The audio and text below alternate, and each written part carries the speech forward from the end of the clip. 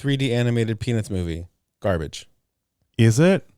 It looks like garbage. Yeah, it looks gross. Have you ever watched it? No. No, I haven't either because Absolutely not. I love Peanuts too much and I don't want it. I don't want it to be bad. I need someone else to watch it for me and report back. Nope. Okay. That, any of those fucking new Chipmunk movies can fuck off. Yes. Yeah. Any of the 3D animated Garfield movies can fuck off. Fuck off. Mm-hmm. And the Smurfs.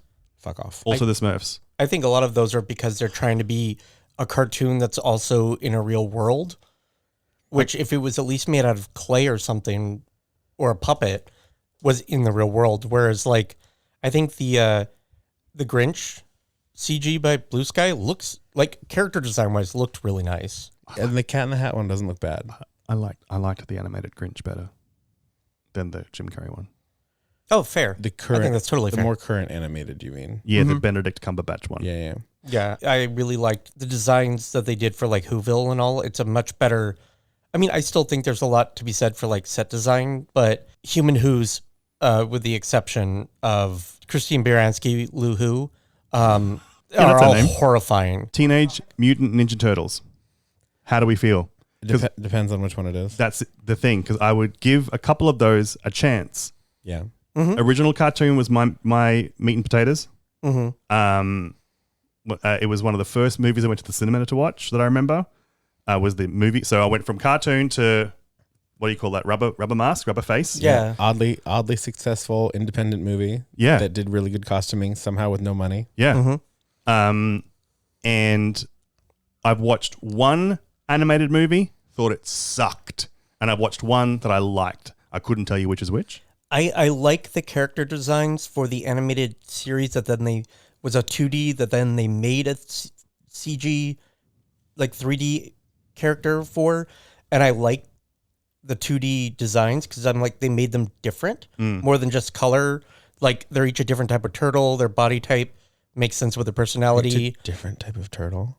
Yeah, like it, I don't like that. Different spots are different. Like, they're each based off of a different like species of turtle to go along with their personalities, rather than them being four of the same guy in a different bandana or eye mask or whatever you call it. One's a sea turtle.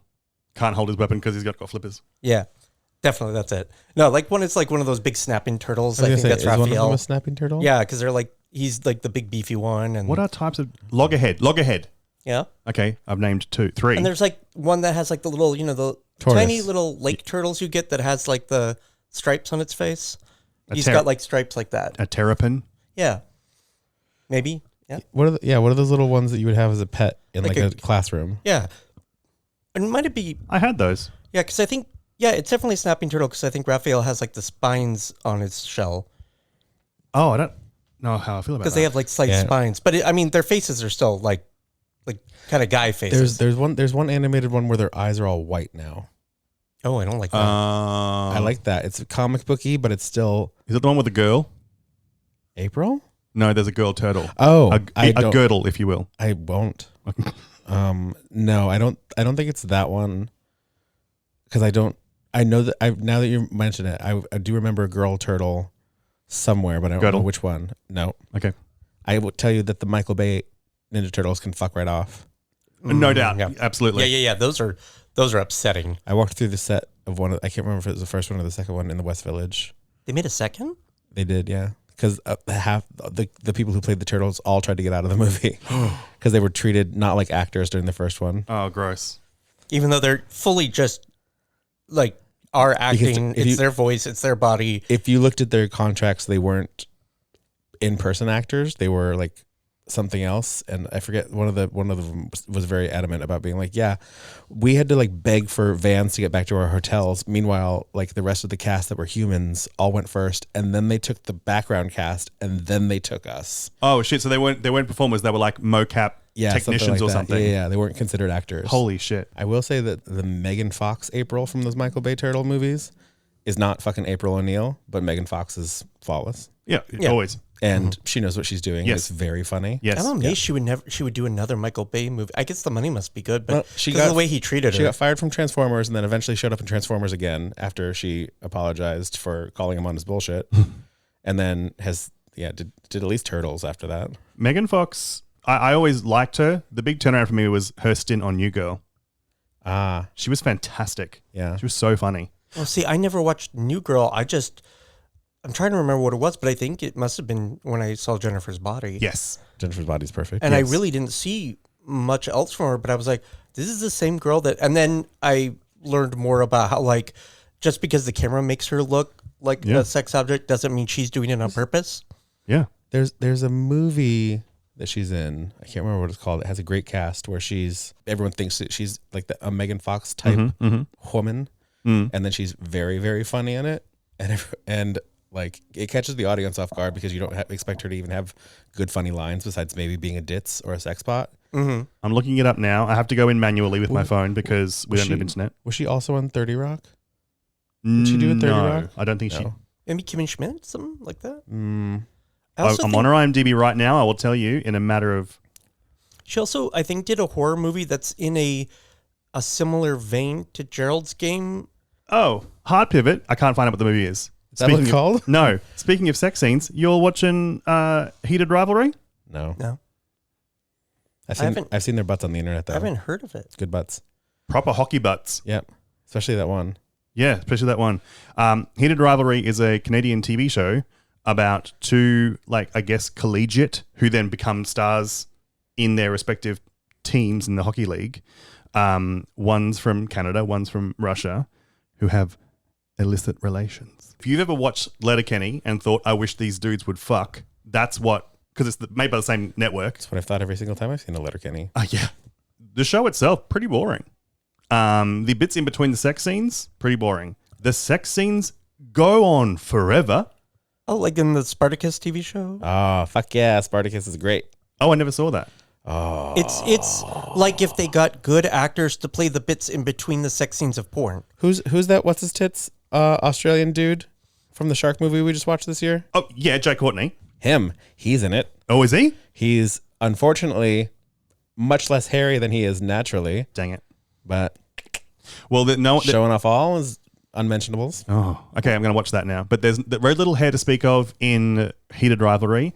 There are two very good, one better than the other, hockey butts, and sex scenes that go on forever. And the reason I started watching is because I actually saw a clip on TikTok of a different podcast describing how the sex scene starts and then it fades to black, and you're like, yeah, fair enough. It's TV. We're not going to get to see full. And then it fades back up to them fucking in a different position. And then it fades to black, and then it fades back up to them fucking harder in that same position. Oh, so it's sort of like how Lord of the Rings, Fellowship of the Rings ended? Didn't end? What Ended, version did didn't I end? watch? There was no fucking in Lord of the Rings. No, I just meant where it faded, and then it came back, and then it faded to white, and then it came back. So obviously the fading to white is your friends are very joyful, and everyone's really happy to see you, and you're just really happy. You know what? Fading. I'm going to give that to you because, yeah, that's exactly what it feels like. Oh, and I was thinking of the end of the third movie. The first one is where he's like supposed to be unconscious. A I guess, and reminder, that's why. I've seen these movies one time. Sorry, I just wanted to put out there that I knew A what reminder I was that the first movie ends with them walking over a hill. talking about. Yeah. I've seen something else on TikTok because I've seen a podcast complaining that the Canadian version is better because HBO has made it darker, so it's harder to see everything. Interesting. And the Canadian version, the lighting isn't as dark. So HBO's censoring everything. Oh, shit. And I was like, it still seems pretty explicit. Okay. But I did see one clip on Twitter of the blonde one Yep. was behind the brunette one. Yep. And they were talking, and he was like, from what I could tell, playing with his butthole. Yes. It's like, have you ever touched yourself here? Yep. And then the other one has to be like, yeah, there's a couple of dildos in that drawer. And he's like, oh, That's how that scene goes, yeah. what color is it? Yeah. Fuck off. Very, there's been, borderline explicit, like things are hidden by thighs, but there's several blowjob scenes. There's only been 2 episodes, by the way. How do the sex scenes compare to that season of American Horror Story where Evan Peters was taking it in the middle of his back? So much better. Okay. So much better. A lot better. And at one point, one of them sends the other a dick pic, and you see him holding the phone, and you see full cock. Anyway, that I know we've bounced around a lot of topics. Oh, the other thing I wanted to talk about before we started the show, we were talking about mobile ads before. I wrote one down I saw that was like, underwear guaranteed to make your junk look bigger or your money back, which I think is a genius and insidious marketing campaign. Right, because who's gonna be like, look at this, look how small this is, give me your money back. They didn't say by how much. This looks exactly the same. Give me my shit back. You have to prove it though. I will. Okay. I'm not show to literally anyone. Yeah, and they'll be like, sir, you have no grounds to complain. Yeah, I will. Give them dimensions. Yeah. Give them full measurements. I will. Yep. Yeah. Like, sir, we asked for pictures, not for you to come to the office and drop trowel. Hold this in your hand and see how heavy it is. Yeah. I brought this scale from the post office. They didn't claim that it changed the weight of anything. Yeah. No. I mean, what does it have? Those little like pouches in the front? I guess. So Andrew Christian already did it. Yeah. And also, or those weird underwear that had like the kind of cock ring in the front of them that also had a pouch, I guess. yes. Mm-hmm. Yeah. Just make a big old dick sack in the front. God damn it. This was made for straight men who had never heard of like clothing worn by go-go dancers. I guess. I mean, look, as a grower, I looked at it, but listen, you have for some reason, there's a bunch of straight married men hawking G-strings on TikTok now. And I'm like, what's happening here? that's... Also, I know that it's TikTok, but I just get to look at the band on the side while your wife goes, he loves to wear G-strings. I know it's weird for a guy to say that, but they're so comfy. Show me that man's butt. Yeah, show me that man's butt. Show me that man's big, furry, hairy butt. Or I'm not buying it. Yeah. Or I'm not buying it. But also, exploit your husbands, ladies. Since I learned the get a button fly on your jeans and keep the second from the bottom button undone, yep. I don't need enhancing underwear anymore. I just do that. Yeah. It's genius. Button flies are top tier. Yeah. For dick lookins. Oh, I hate button flies. It's so much to do when I'm already like trying to get out of there. If you do it right, you just go and they all come undone. The doing it up is annoying. Yeah, the doing it up is what I meant. I'm never in a hurry to do them up. But Charles is right. There is something deeply satisfying about that. When you pull them all just to the side. It's why I mean, you can't get them anywhere anymore. I always liked the shirts that were press studs. Yep. Like cowboy style shirts. So you go, yeah, I like those. Yeah. Love them. But that's, again, the thing is that there is no zippered shirt. You can find those. Also, no zippered shirts. If you Whereas do a zippered fly, it goes down just as easy as it goes up. Actually, you can get those zippered shirts, but they look dumb. The thing about the press stud shirts is leaving the second from the bottom undone doesn't have the same effect. Actually, yes, it does. Sure it does. But not in the way you want. Mm-mm. And with that siren, should we start a show? Yeah, sure. Hi. Yeah? Is that how it starts? Yeah. Oh. Hi, I'm Charles, and fuck, I hate being outside. I'm Reed, and he got me a cardigan. Is it beige? And I'm Christopher, and this fork is going into your face one way or another. Might as well taste good. And this is Dirty Little Horror. First of all, a podcast takes a lot of work, okay? You have to organize the guests, you have to do a Google Calendar, and you build a following. It takes a long fucking time, and I've been working on it for a while. Look at me, Damien. It's all for you. What have you done to him, you maniac? Don't you ever raise your voice at me. I am your mother. Movies don't create psychos. Movies make psychos more creative. What's blood for, if not for shedding? Look what you did to him. Listen, asshole. Halloween, Texas Chainsaw, Dawn of the Dead, The Hills Have Eyes, Amityville Horror, Last House on the Left, Friday the 13th, and A Nightmare on Elm Street, My Bloody Valentine, When a Stranger Calls, and Prom Night, Black Christmas, House of Wax, The Fog, Piranha. It's one of those, right? Right? I do have to say, Ree, you hate being outside. I do hate being outside. I know you actually hate being outside. We have reached the time of year. It's December, so it's officially Christmas time, and it's nice and cold. That every time I step outside, I'm like, oh my God, it's magical. It is magical. And like 20 seconds later, I might be cold. Or if I'm overly rugged up for the cold and have to walk anywhere, I then am hot. But that opening the front door and stepping outside, I'm that woman from that early episode of 30 Rock. I love New York, except it's winter, not springtime. I love New York in the wintertime. and then you get pushed into trash. Then I push into trash. We're not in the part of winter where I just know that it's going to be freezing all the time. Yep. So I don't know if it's going to be cold or warm cold, and I don't like that. Mm-hmm. Yeah, it's very true. It's like it can be 60 degrees, but that doesn't tell you shit. Well, can I wear a t-shirt and a coat, or do I need a t-shirt and a hoodie and a coat, or do I need several coats? I'm telling you, it doesn't help at this time of year, I realize, but really embrace, again, the oldest man thing about me is my addiction to thermometers. And I don't need a clear correction on that. Weather apps and thermometers. My little indoor-outdoor thermometer in the kitchen, it's a one-bedroom apartment, the other room, that tells me what the temperature is in that room and also just outside. So useful. I feel like you would really thrive having one of those weird glass things on the wall that told you when it was going to rain. Oh, like a barometer? That thing, yeah. I'd froth. How it like gets really blue and then zero blue and then really blue when it's going to rain and then not blue. Oh, what is that you're describing? Yeah, it's like it's a piece of blown glass that has a special kind of liquid in it that when it goes up, it's definitely going to rain, and when it goes down, zero rains. Give me one of those. My grandparents had one. My grandparents had a barometer that was like a dial, like a compass that spun around, like to point at whether it was rain or not, that I could only barely kind of read. But that blue liquid thing sounds great. I want one. I've noticed that I've become that person that looks at the Doppler map. Sure. But only because I want to know when like the rain is going to be hitting exactly. Oh, no, I want one of those. It also looks kitsch. My grandparents had the dark blue one here on the top, but they come in a bunch of colors. And I think these ones like can just sit on a windowsill. They don't need it to be like... That does sound familiar. Give it to me. I've got a thermometer on my fridge. I've got that outdoor one there. I've got the weather app. I've got my Carrot app. I've got a widget on my home screen. The app is called Carrot. Knowing the actual temperature doesn't help.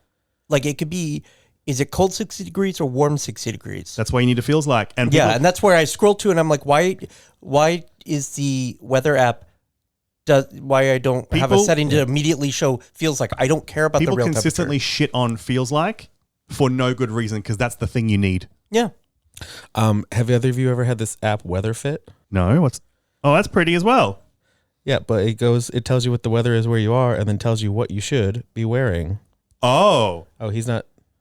Well, okay. So literally every single time of day, you're supposed to be wearing a scarf, a hat, and a jacket right now. Okay. Because if you were to swipe, it would tell you like what you should be wearing during the day versus night. Yeah, because the temperature changing, like I can ask Alexa, like, do I need a coat? And I have to be very specific, like, do I need a coat this exact moment in this specific space? Because it'll be like, well, you might want a coat for later because it'll get cold. I'm like, I won't be out that long. Like, yeah, like tonight and later tonight, scarf, hat, gloves, jacket. But then in the morning, but with sunglasses. And then tomorrow afternoon, 0 sunglasses, 0 scarf. Okay. But hat, jacket, gloves. At least you know. Yeah. But there are times in the, like, especially when it's hot, where it'll be like, today's a shorts day or today's a pants day. Yep. But still a t-shirt day. Can you calibrate it to your specifications? I don't believe so. But there's a paid version of it that I've never paid for. I just go with whatever outfits they show me. I want that. I'm going to get that app because I like the look of that. But I want one that I can set to be like, oh no, I won't start wearing pants until it's 15 degrees Celsius or lower. Mm-hmm. Yeah. It's like, is it my version of way too humid out, or is it your version? Exactly. Because we have wildly different opinions on how horrible it is to be sweaty and how worth living it is. Is it cold outside to the upstate New Yorker or the Florida person or the Australian? Yeah, 3 wildly different barometers. Yeah, internal barometers. But I don't have the internal barometer of an Australian. Eventually, I feel like you'd be one of those people who goes to the beach and does like the dive into the ice cold water thing. No, that's crazy. I give it 10 years. No, here's the thing. Okay, for your polar bear club, that's what they're called. Yeah. Yes. No, because here's the dichotomy, right? I am a failure to my people because I don't like summer. I love winter, even though I'm a Queenslander.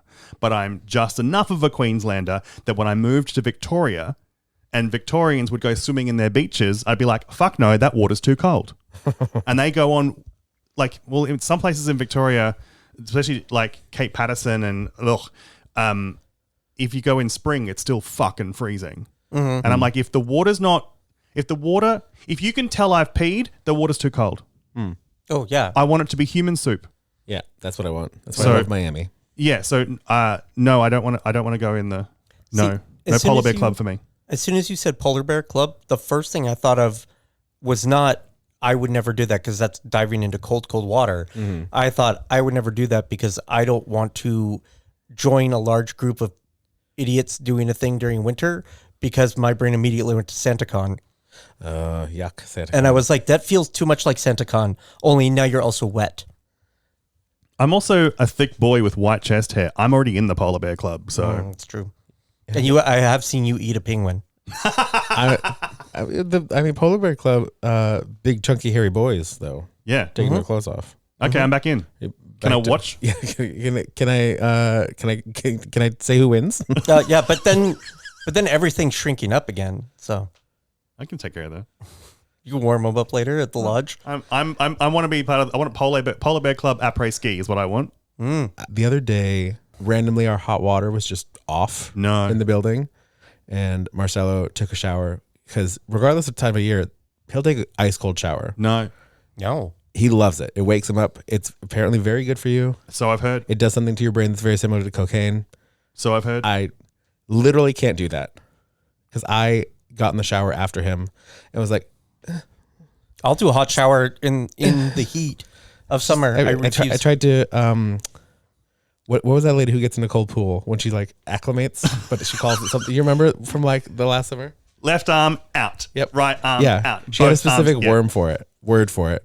But I was like trying to do that in the shower. I put my leg under and try to get wet. And then once it got anywhere near my junk or my core, I was like, absolutely not. I find cold water so painful. Agreed. Physically painful. No, and I've heard the same thing about a cold shower or splashing cold water on your face. That I'll do. I'll ice my face. See, that was what I was made to do anytime when I was a child if we had to wake up at any particular point. Or if I even seemed like I wasn't perky enough, I was told to go and splash cold water on my face. I love an ice roller. So, yeah, that maybe. Yeah. Those things you put in the freezer and put on your head like a migraine thing. Yeah, or the eye masks. Love it. Love it. But cold water specifically feels like abuse. Yeah. I mean, I've even tried the cold plunge at the gym and I'm like, nope. No. I like it physically hurts me. Yes. It does. It is not just cold. It is painful. I don't like it. I don't understand other people who I've tried. I've really tried to do it several times. I cannot do it. I don't like it. Yeah, it's not good.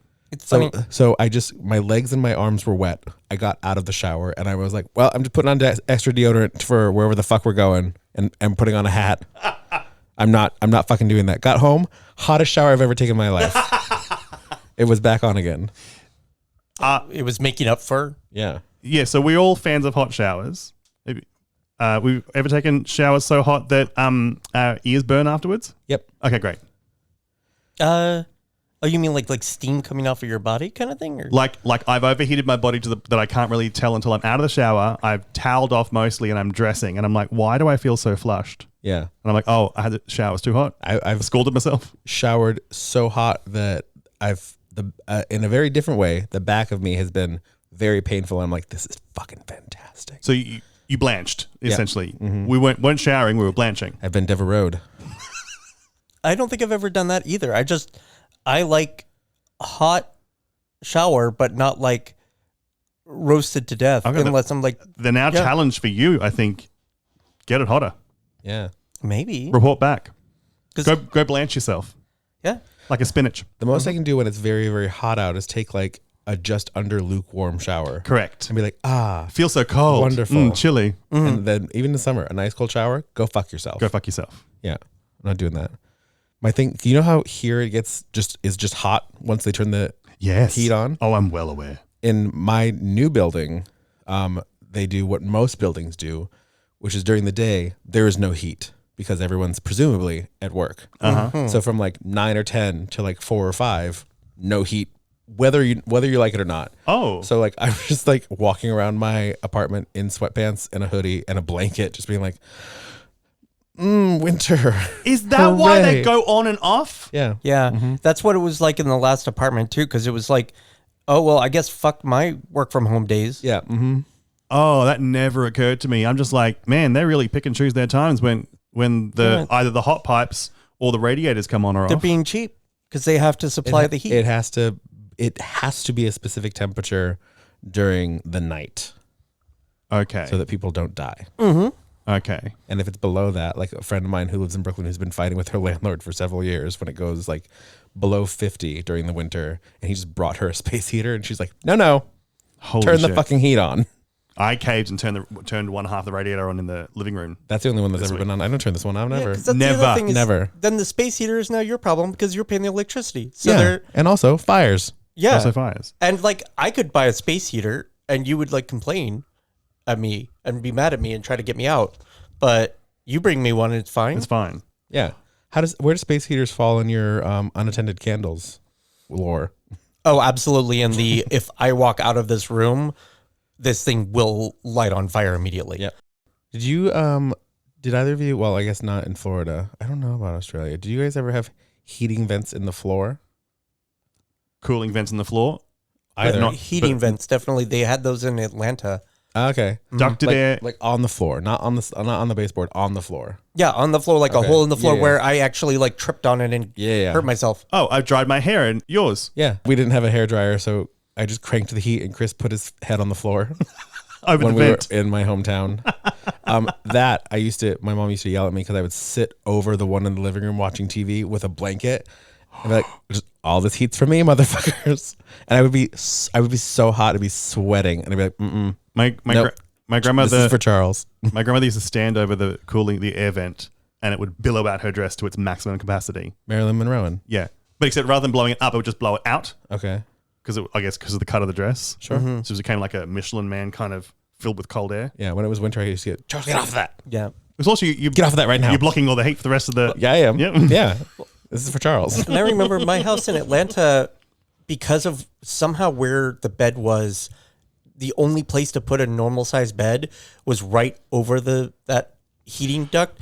And so you're getting heated underneath you. And so we got one of those little like plastic expanding bendy bit that like would try to drive the air across the room instead of just straight up. It would work until like the dog would like climb underneath there and just lightly bump against it, and then it was all back up again. This was gas heat too. I couldn't do that under my bed. I run so hot that when I sleep in here with no heat, there's no heat source. The radiator there is off with that door shut. And then I leave in the morning to go get a coffee or whatever. When I come back in, I can feel that it is a few degrees warmer in here than out there. Just from my body being in it. Yep. We used to, with the floor vents, we used to get in trouble for this a lot. It would get so hot during the very, very cold winter that we would melt crayons on it and then finger paint with it. Oh my God. We cleaned it up. It got cleaned up. Or we would drop pennies through the vents. What? We would drop pennies through the vents, and then we would just lift the vent thing off, and then whoever could touch as many hot pennies as they could won. Just digging out hot pennies because it's just like a few inches below where the floor was. It's like that deep. Yeah, Just because stick it was your like a little ceiling. child hands into the heating vent. It's just hot air touching the hot pennies. You know what? All those TikToks about how we used to have better attention spans and make our own fun before the internet, they're all true. Yeah. Because that was a game you played. Me and my sister used to lay on opposite ends of the couch and do leg wars. Put your feet up against each other and press, and whoever won. And crazy butt wars. What's crazy butt war? It was the same thing with our legs, but we were standing and using our butts, and you'd have to push the other person just across the room. I saw Crazy butt wars. I saw a TikTok that was like how I, as a child, made my own fun without the internet, and it was just this woman, this our age woman, just being like, I'm like, yeah, that's right. I did that for 20, 30 minutes. The grudge noise. The grudge noise. Yeah. Used to recreate entire movies in my living room. I had a yellow blanket that was a yellow brick road once. I swirled that shit around my living room. My sister and I acted out many scenes of The Little Mermaid. Mm-hmm. Yep. Maybe we should all throw our phones away. Fan fiction. Yeah. Well, I would have little like stories and stuff, but I'd walk in a circle and just do all the lines of like the story that was playing in my head. Do you ever remember driving past farm like crops, paddocks? And if you're driving like if the like cornfields? Yeah, but if they were perpendicular to the road, if you looked as you drove past, you looked like someone running. Oh, mm-hmm. Yep. Look like that? Mm-hmm. Love that. Do that for ages. I remember I had a little bendy toy of the carpet from Aladdin. Oh, yeah. And so I would go with like my eye really close to the wall because it was one of those textured walls. Yeah. And in my head, like it looked like the CGI lava with enough of that texture. And so I would just fly the carpet back and forth and then over the door frames or anything that got in the way, like switches and stuff, and like, move out of the way. On the very rare occasion that we were fancy enough to actually have paper towel in the house, and I got my hands on the empty paper towel roll to put up against one eye and then put it against your hand, and it looked like there was a hole in your hand. Mm-hmm. That was magic. Oh, yeah. That'd last me a morning. I forgot. We had a whole book of stuff like that. It was an entire book of stuff you could do that was definitely printed in like the 50s. It was like how to make like a yarn doll. I made a ton of yarn dolls. It was basically pom-poms, but you would also like tie up the legs. So then it was like, it was basically a corn husk doll, but with yarn. And I was touching hot pennies. And you were touching hot pennies. Yeah. We all had very fulfilling, well-rounded, active childhoods. If it helps you, we had a hallway so narrow that at a certain age, my brother learned that he could push his back up against the wall and then walk up to the ceiling. Love that shit. We didn't know what Spider-Man was, but we would have called it Spider-Man if we had. Do you guys ever lay down long enough and then see who could get up super, super fast and then fall over because you kind of passed out? Yep. Yeah. Did you ever just roll down a hill? Yep. Yeah. Mm-hmm. I was in Florida. No hills? You ever roll into a swamp? Yeah. You ever? No. The best thing we had, the closest thing we had to a hill was a cul-de-sac that was slightly, the houses were raised up so that in case of flooding. Oh, yeah. So you could roll down the driveway. That'll do. Yeah. Charles, how did you die this week? Banana dick, but not how you think. It's never how I think. No. Was this a banana-shaped dick? No. Is this banana on a dick? No. Is it a jaundiced person's dick? No. Is it a dick that had a yellow skin? No. Was it a bunch? Was it a bundle of dicks together with one stem? Nope. Although I've had a dream like that before. Was it a dick where we ended up realizing that we were peeling it wrong because we ended up watching monkeys do it? No. Was it? Yeah, peel it from the bottom. Never. You peel back the foreskin from the base. Was it a dick smoothie? No. I'm all out of ideas. Explain your banana dick death. Yeah. Like, have you I know that you don't care for them, Christopher. Have you ever been peeling a banana and then like the banana part that you're meant to eat falls out onto the floor or the counter or whatever? Yes. That with my foreskin, the inside dick fell right out and then a bunch of blood. What? Because so the inside dick fell out. So there's just banana skin. Yeah. And then a clown tripped on it. Yeah. The rind? What do you call a banana? Peel. Yeah. Dick peel left, but dick banana out. Did your dick fall out? Yeah.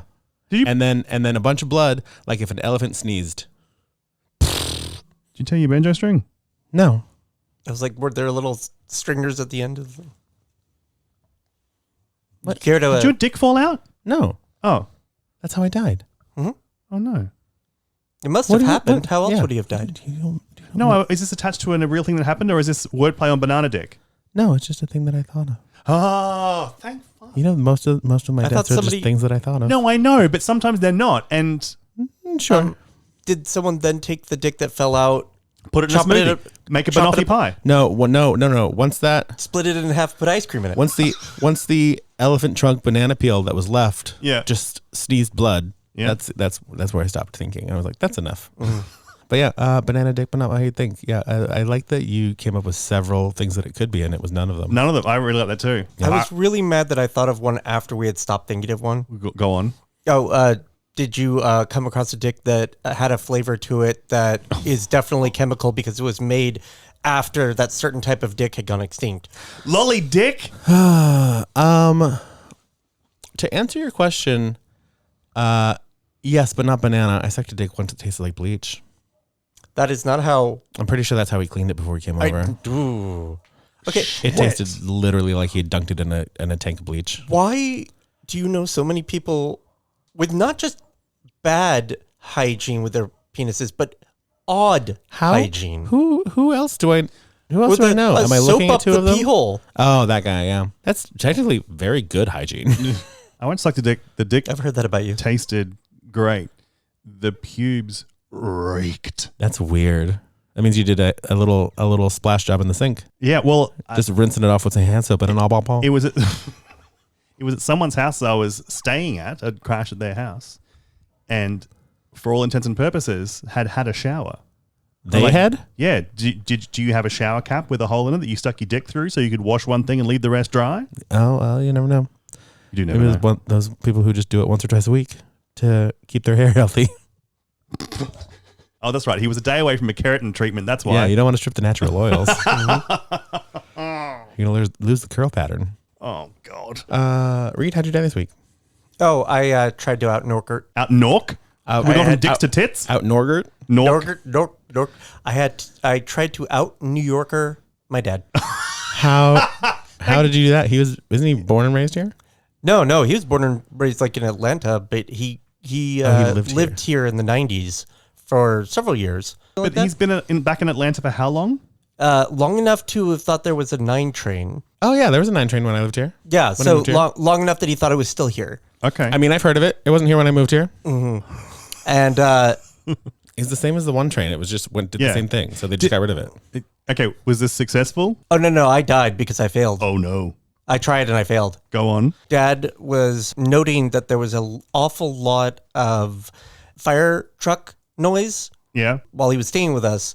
And I was like, no, that's just New York noise, Dad. It's New York. There's a lot of fire truck noise. Yeah. He's like, I don't remember that much. I'm like, well, you were in Brooklyn. I mean, like, we're in the middle of Chelsea. Like, it's not a, it's just a thing.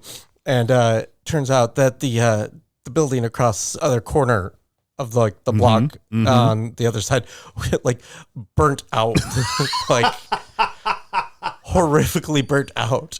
Ended up on the news. Like, God, Dad, calm down. There's this amount of sirens all the fucking time. Dad, Jesus. I was like, Dad, please stop being like such a yoko. Oh. I literally said, I was like, well, there's not that. Maybe you're not used to it because like he's not even in Atlanta anymore. He's 45 minutes south of Atlanta, surrounded by trees. And I was just like, Dad, you're just not used to that. Wait, he's not even in this. He's in the boonies of Georgia? Mm-hmm. Not even Hotlanta anymore? Yeah, not even Hotlanta. This is a thing everyone says. This is a post 9/11 city now, Dad. Mm-hmm. Of course there's fire engines all the time. Yeah. Remember that time the sirens got so bad here? We had to stop recording and it turns out that the laundromat underneath me was on fire. Yeah, that's when I told him that story too. As I was dying, I was like, well, I guess apparently I don't listen to sirens no matter what. Because you were saying at Thanksgiving that there was a laundromat 2 blocks down from you that caught fire. No, that's the one. Okay. 2 laundromats within 2 weeks. But the night that it happened was like the night before Thanksgiving, and he was like, "There's a lot of fire engine noise," and I'm like, "No, this is just." New York. Just so weird because I can't hear anything in that apartment. Yeah. No. On the street. And I just completely block it out, apparently, I guess. For someone who is as afraid of being caught in a building fire as I am, I will not listen to fire trucks. Yeah, wait. How do you get out of your apartment without an elevator if it catches on fire? Oh, I found the stairs are way in the back.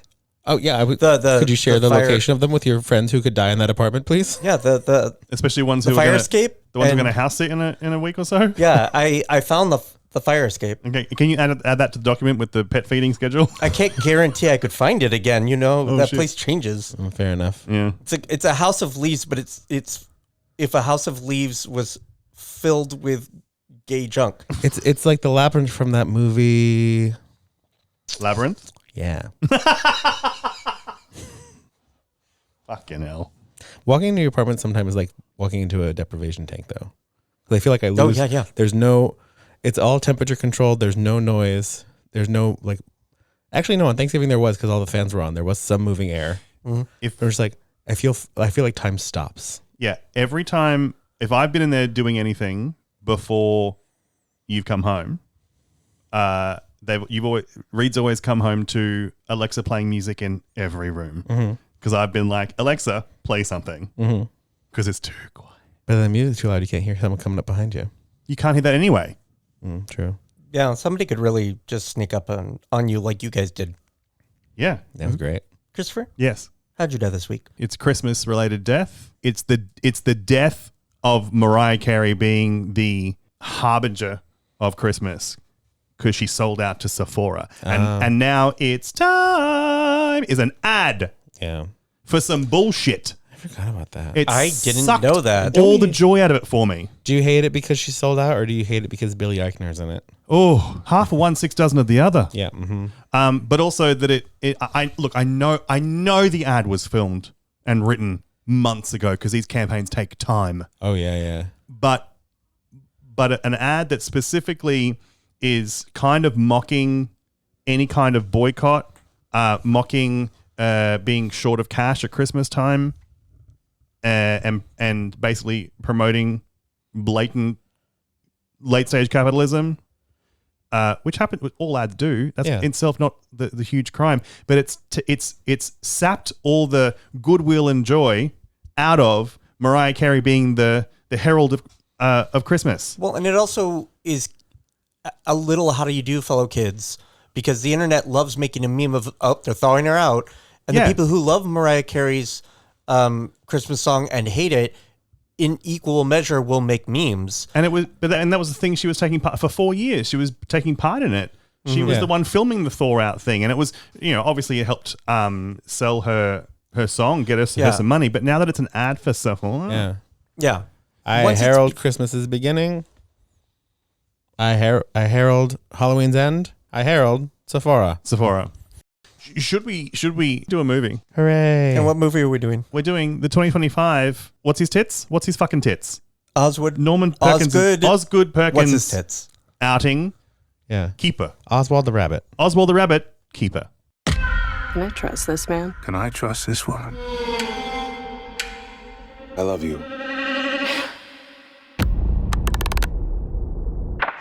This place isn't right.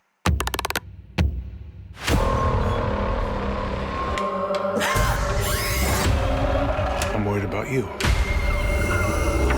You say that to all the girls? Boo!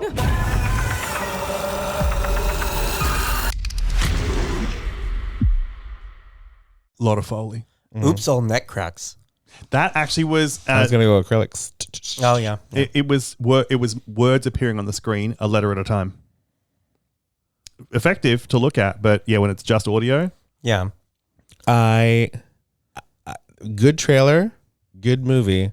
The hence barely meet. Absolutely, that is the trailer is for a movie that does not exist. No, at all. Which is, you know what? I don't in certain aspects of this. I don't mind being misled. I'd rather be misled than spoiled. Correct. Yeah. 100%. But it gives you this idea of a film that's coming from two different angles. No, yeah, because there's an extended version of that where you hear her and then him. Yeah. This is obviously a short version, TV spot, but there's a longer trailer version where you see her saying that, "Can I trust this man?" or whatever, and then you see a bunch of stuff from her perspective, and then the second half of the trailer is, "Can I trust this woman?" And you see a bunch of stuff from his perspective, not in the movie. Yeah, not in the movie. This is all from her perspective. So, well, let's jump in then. We've discussed that in the good movie, good trailer, the twain don't meet. What did you think of this movie? The longer I've sat with it, I didn't not enjoy it when I saw it. The longer I've sat with it, the more I think I like it a lot more. Oh. I honestly went home and was like, I'm going to read up on this. I'm going to watch some opinions. I'm going to see what other people have interpreted it as, how that compares to my interpretation of it. And I didn't find much to even, so I just had to rely on my own brain. Yuck. Ew. And while I don't think it's his strongest, and he's come out bam, bam, bam in the last year and a half with some big ideas. Yep. It's certainly not his weakest because it's not a pretty thing that lives in a house. Yeah, exactly. I feel like maybe he should take a Yorgos Lanthimos style break. Maybe. Have a little rest. Yeah. Do you remember, I'm not sure if you would, you would probably. Do you remember that cartoon, Marsupilami? Yeah. Marsupilami coming, running through the jungle, screaming. Marsupilami. Zuma. Oh, I always think that her last name is Marsupilami when I read it, and I know it's not. Change approved. Okay. Tatiana Marsupilami. I'm still not sure how I feel about Keeper, but I do know that I didn't have the same reaction of absolute instant joy, and I know I love this movie like I did with Long Legs and with The Monkey. Just so you know, it's Keeper. He wrote and directed Long Legs, wrote and directed The Monkey, did not write Keeper. So that could be why vibes are off. Okay. But then if you think he needs a break, he's already coming out with a movie next year that he wrote and directed. All right. Okay, great. Well, I love The Monkey. Good. So. My bro. Do what you got to do, babe. It's a well-directed film. Yes. It's just a little confusing and unsatisfying in certain ways to me. Well, it's very interesting that you are in a puddle of not sure. You have come away liking it more, and I've come away liking it less. Less? Okay. A little. Okay. In an Avatar way. In that I have not thought about it once. Oh, okay. So that it is not stuck like Long Legs, absolutely. The Monkey, yes, sat with me and I pondered it, and I'm excited to see The Monkey again. Mm-hmm. And this one, as it's faded, I've gone, actually, I don't give a fuck. Okay. Well then, okay, so you come away with it from it liking it a bit more. You're unclear. I like it a bit less. Let's do spoilers, content warnings, so we can get into the meat and veg of it all. Oh yes, let's. We'll get into that cake. What? Let's. Let's. Oh, that's a new catchphrase of mine that you've enjoyed recently. Explain to me this. Explain to me this. Oh, and then I realize I have most good. You do have most good. Most good. Which is a Family Guy cutaway, correct? Mm-hmm. Yeah. But it also can mutate into another Family Guy one, which is good. Good. Yeah. Depending on the emotion behind it. I just saw that clip of that little woman on TikTok where Winona Ryder rushes in and she's just cut off her hair and sold it. And I'd never seen that version of Little Women. No, and I haven't. Kirsten Dunst playing Meg, the brat, which was Florence Pugh, played wonderfully. She just goes, "What's Winona Ryder's character's name in that? Which one is she? She's not Beth. She's Little. Yeah, she's Little. I think she's the whoa. She's Alcott. Beth, sure. No, Beth's the one who dies. Okay, so not Beth. That's Claire Danes. Right, because she dies really well. Whoever Saoirse Ronan, whoever that one was. Joe. She rushes in and she takes her bonnet off. She's like, I sold all my hair instead of asking some lady for money. And Kristen Dunst just goes, "Oh, Beth, you're one beauty." And I was like, she is a bitch in this one too. Great. Now I want to watch that one because I want to watch the book. I want to watch tiny Kirsten Dunst, who's like probably fresh off Interview with the Vampire, be a bitch to Winona Ryder. No, I've always loved that line too, and I'm so glad that someone else knows what it is. Okay, I want that to be your new catchphrase. Oh, you're one beauty. You're one beauty. To that I say, because I just thought of another catchphrase of mine. Change approved. Yeah. Direct from Cougar Town. Yeah. All right. Well, direct from my script here. Yes. Spoiler warnings. This film did have a limited theatrical release back in November, but it's not available on streaming. It'll probably get here somewhere around like December, unless it didn't really do any well since I've written this, and it suddenly made it to streaming. Already there? Which happens sometimes. It's funny how it used to be direct to DVD was the sign of it's not doing really great. It's how quickly we'd go from movie to DVD, and now it's like that with streaming. Do you remember when shit was released to home video 12 months after the cinema release? A year later. Yeah, at least a year. Or I mean, I don't know what people did when it was in the movie theater and then it just wasn't because TV wasn't around yet, and reruns of films. There were no VHS. It was shown there every 5 years on TV or something. That's how the Wizard of Oz became so popular. Yeah, because it was a flop. Literally it flopped, and then it was the DVD sales of its time. Mm-hmm. It's weird now because sometimes a movie will be like, well, it's on streaming now because it didn't do really well in theaters, and then but just to stream, and then if it does so well, it's like, well, it's on streaming now, even though it's still in theaters, but you can buy it for $25.99 right now. Yeah. It's funny how that number went right up. Or it's Morbius, and it was so bad that people made such a meme out of it that apparently executives didn't understand. They were like, "Oh, should we re-release this in theaters?" Oh my god, that was that's crazy. Right. Will everybody watch this? Because I hear that memes are really hot with the kids these days. People love Morbius. They won't stop talking about Morbius. And how much they love it. And every time I walk past that Tron billboard in Times Square, yep, I don't even know who that lady on it is. I'm just like, fuck you, Tron. Fuck you, Jared Leto. I don't give a shit about that goddamn movie. I thought you were going to be like, why is this billboard still up? Why is this billboard still up? You said it enough times to almost be another catchphrase where you'd be like, fuck this movie. Fuck that lady. Who is that lady? Yeah. Mm-hmm. Every time I pass it. Fuck that movie. Which really upsets me because I like Tron, especially when it's bad. Mm. But I don't want Jared Leto Absolutely not. near any of my films. Absolutely not. And whenever I find out he's in a film I liked, it's like finding out that you had already chewed a mouthful of food that had a rat turd in it. It's already down there. Do the log line, you monster. It's already been masticated. Might as well. Yeah. During a romantic anniversary getaway at a remote cabin, a woman is left alone after her husband suddenly departs. Not true. She is then forced to confront a sinister presence that unearths the cabin's horrifying secrets and her husband's connection to them. Ooh. I literally copied this by asking Google, what is the log line from IMDb? Because I didn't want to make 2 clicks. And this is what I get, apparently. They're not married. That is a very specific point. There's a point in the movie where you go, oh, okay. Oh, they're shacking up together, literally. Oh, she's a slut. Oh. And then she wears that letter on her chest, and it's a whole thing. All right, so content warnings of multiple women being killed. So if you don't want to, hear about like death of one woman after another. There's psychological manipulation and CGI old man face. It did not bother me the same way it bothered you two. No, I did not like that. Mm-hmm. It was most not good. Read? All right, let's do it. For their 1-year anniversary, Malcolm, a doctor, brings his girlfriend Liz, a painter, to a secluded cabin in the countryside. Upon arrival, she finds a boxed cake that Malcolm says was left by the caretaker.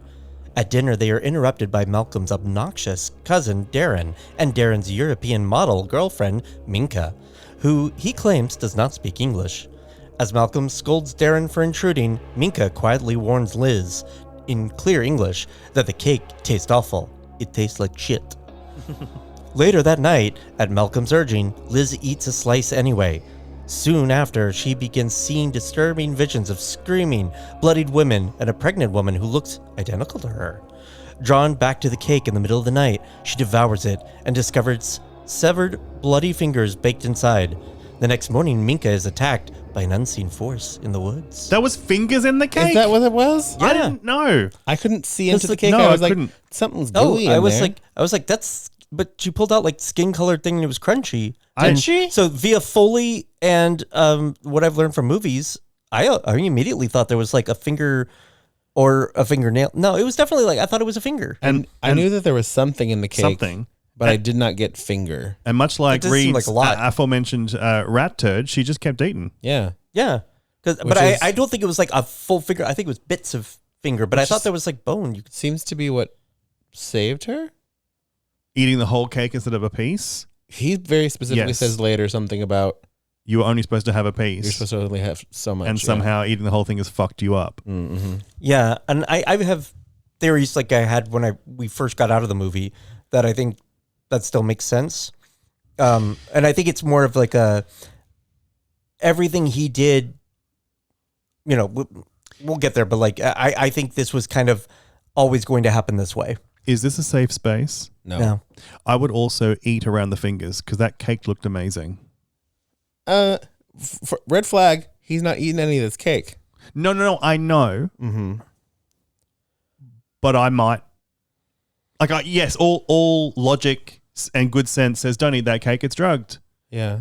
But it looked it was a really good looking cake. There's probably hair in it. Like it's a really good looking cake. From the outside, yes, and from the inside because isn't it people cake? It looks like it's full of like jelly. It looked moist. Yeah, it did look moist. Good jam layers and well iced, well frosted on the outside. Yeah, I'd eat that cake and then I'd find the fingers and I'd just eat around them. I don't normally care for lady fingers. I'm not. No strawberry shortcake over here. Thank you. Keep your tiramisu to yourself. Oh no, I love a tiramisu. Come on now. It has to be done very correctly, and most places don't make it right. She goes by Suzanne. She's older. You can make a tiramisu any way you like, and I'll scarf that shit down. No, because if it's fucking soggy and wet, no, thank you. No, thank you. That's fucking nasty. Stop drilling. You've already struck oil. I'm already on board. No, because there's like yum. Tiramisu should not be wet. Yes. Yeah, I have had. The ladyfinger should not just like be crumbly and disgusting. No, like sopping. Yeah. Like eating sponge on top of pudding. I can only get so erect.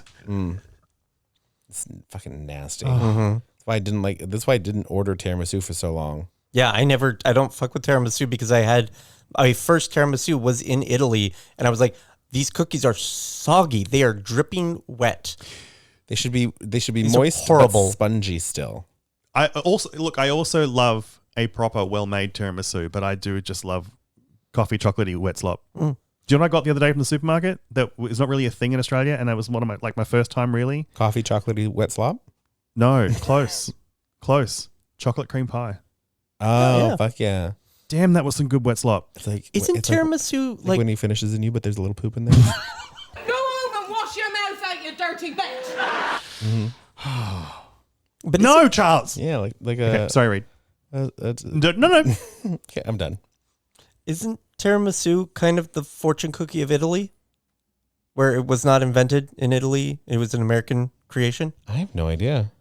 Oh, you're gonna make him Google things again. Stop making me Google things. We don't have any internet. I've got to do everything manually. Yeah. Tiramisu. I don't know. I don't feel like that. No, that can't be true. Classic Italian dessert. Yeah. Okay. Might as well call it a Charles. All right. Well, everyone hated that one. Much like tiramisu, I hated that joke. No, you've already got your 8-inch Italian from Fairway. Yeah. I'll show you can't. this mascarpone. What? Italian cheese. Go home and wash your mouth out, you dirty bitch! Tiramisu appears to have been invented in the late 1960s and 1970s. Oh, is that new? No. The tiramisu recipe is not found in cookbooks before the 1960s. It is mentioned in the Sydney Morning Herald, Australian newspaper, in 1978. So what my brain did was say it's not that old, so it can't be Italian. No, yeah, I think that sounds relatively new. I figured tiramisu was much older. So did I. Obituaries for the restaurateur Ado Campiol reported that it was invented at his restaurant in Treviso. I believe they call it a ristorante. On 24th of December 1969 by his wife, Alba de Pilo. And the pastry chef. Okay, whatever.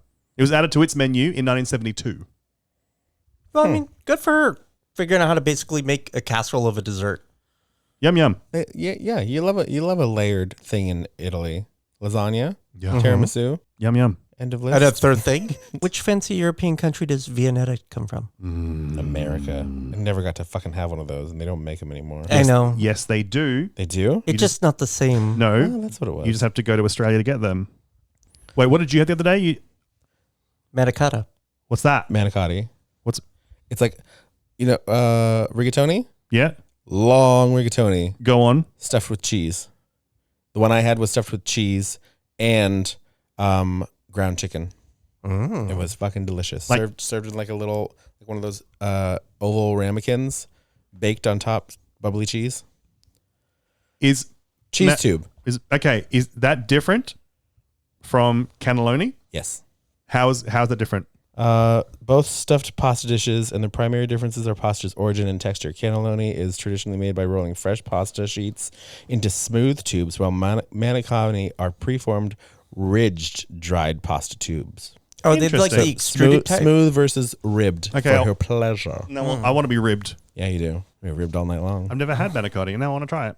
It's great. It's ribbed like the pasta tube scarecrow stuffed stick. with cheese. Everything's stuffed with cheese. Sold. Like stuffed shells. Oof. Oh, yeah. Pudding butt. Mm-hmm. Stuffed shells. Mm-hmm. The shell-shaped pasta stuffed with cheese. Get and fucked. Then baked. You've never had stuffed shells? What? Especially if it's like a slightly mixed ricotta with spinach. Yeah. Oh, God. Stuffed inside of the shell. It's al dente kind of thing. Marinara sauce. Okay, now mozzarella cheese on top. Now I want spanakopita. That's Greek. I know, but And when you rice. spinach and cheese, it just jumped in my head, and I was like, oh my god, I want spanakopita. Tiramisu, baklava. I don't want fingers in my fucking cake. Yeah. Yep. And I'm not going to eat around them. I'm going to throw the cake away. Yeah. And the Russian slut lady Minka. already said that it tasted bad. Yep. And she already said she doesn't like chocolate. Yeah. So my first issue with this movie is like she begrudgingly eats a piece because he pressures her. First issue is that she doesn't like chocolate. That is, I mean, Fuck is wrong with you? But also- murder her on the spot, end the movie. But also, like, how did he not know that? And he's like, since when? She's like, since, I don't know, ever?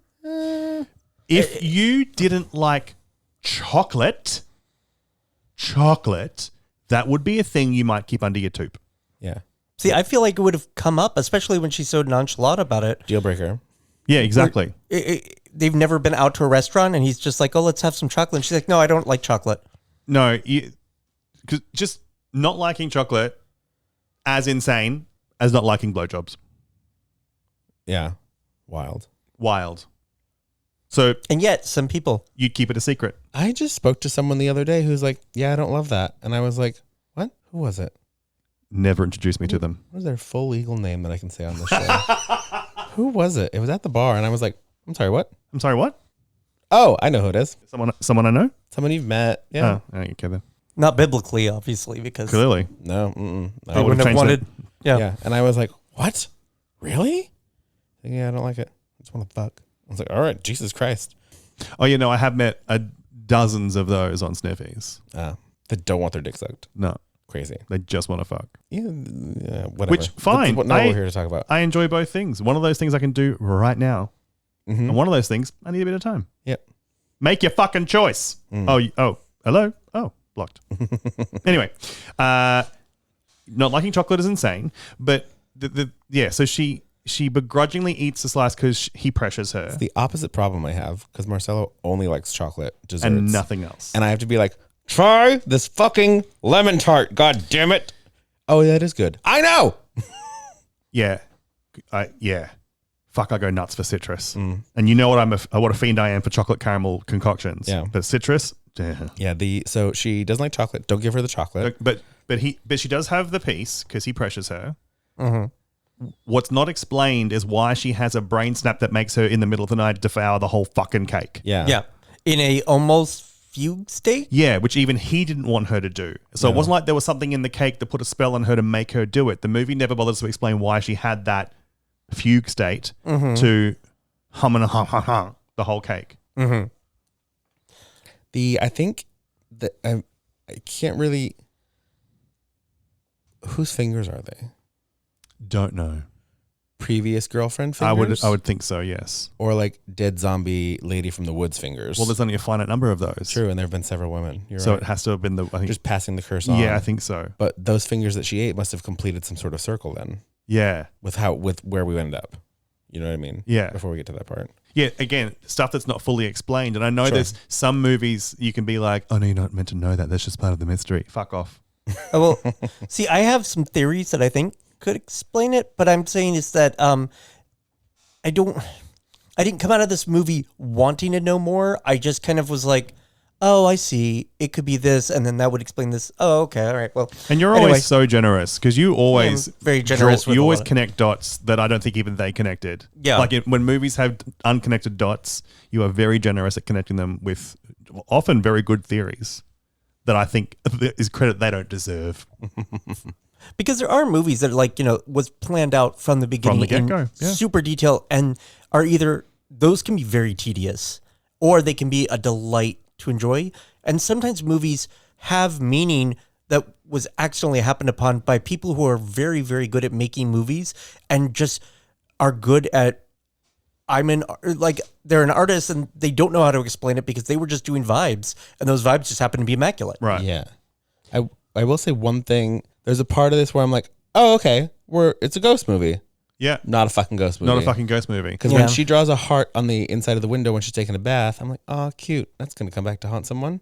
Yeah. And then she's having a bath and someone draws it on the window, outside the window, Yes. behind her. Loved it. And we don't see Right. anyone fucking drawing that. I was like, ghosts. Okay, Yeah. ghosts. I'm down for ghosts. Yeah. fuck yeah, let's do ghosts. Yeah. Not ghosts. Yeah, I don't have an Fuck answer off. for that one. I've tried, and then eventually, and the thing is with like the way your brain was going with this, because I tried to like be like, would my theory fit? No. Okay, I don't care. Well, what's very frustrating is, as Charles pointed out, when every time you think ghost, all the parts of the movie that read ghost movie, excellent, so good. So why isn't the movie we're watching? Yeah. Yeah, why not just do that? I don't think Osgood Perkins is one of those directors where I am watching a movie and just going, because I know that he did this specifically in Long Legs, where there were wide shots where he'd be like, something's Yes. something's going in the background. There's going to be something in the background. And there almost never Wasn't. was. Yep. Mm-hmm. He's not one of those directors who also where I have to like constantly be scanning to the background and be like, where is it? I know it's here somewhere. Where is it? Yeah, and I don't. Yeah. Hello, Mike Flanagan. Yeah. Yeah. Exactly. But in this one, he doesn't do many of the wide shots where you're like, something's coming. Yeah. He does really tight, awkward shots that you're like, this doesn't look right. It looks beautiful, but Yes. it doesn't look right. Everything- And he does a lot of that. You're absolutely, yeah. Both those things I 100% agree with. I thought it looked beautiful start to finish. I thought we were up close too much. There were a lot of framing using like the banisters or doorways or things that I was like, that's not how you should. That's not how this should be filmed. But some of it was gorgeous, but it looks beautiful. But it's wrong. Yeah, and I think that's a good thing. Yeah, yeah, I agree. It made the house as beautiful as it was unsettling and claustrophobic. Yeah, and to the points where when we see something that's not from her perspective, like say when Minka gets hurt, it's kind of like the whole point of the film is that we're only ever seeing, Tatiana, because I don't remember the character's name, in this house being unnerved, so we shouldn't break to see something that she couldn't see. Does that make sense? Because if we're doing like, a rear window, we can't leave the house, then you don't get to see what's going on out there. And that's part of the, yeah.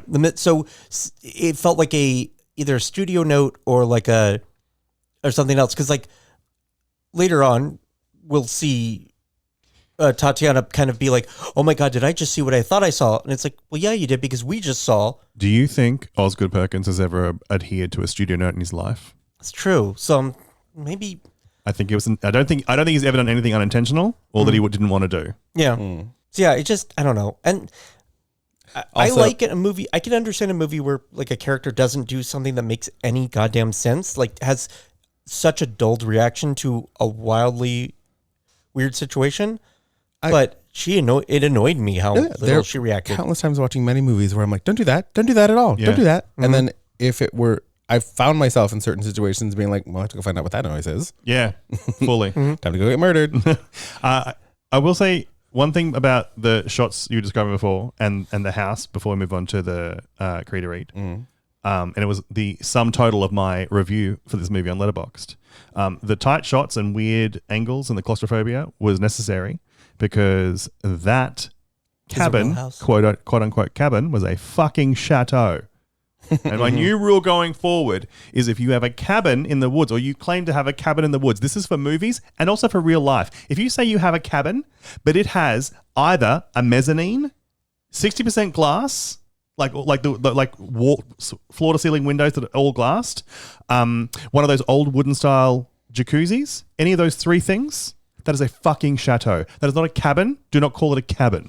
I would even go so far as to say if it is sealed well enough to have air conditioning that works. Chateau.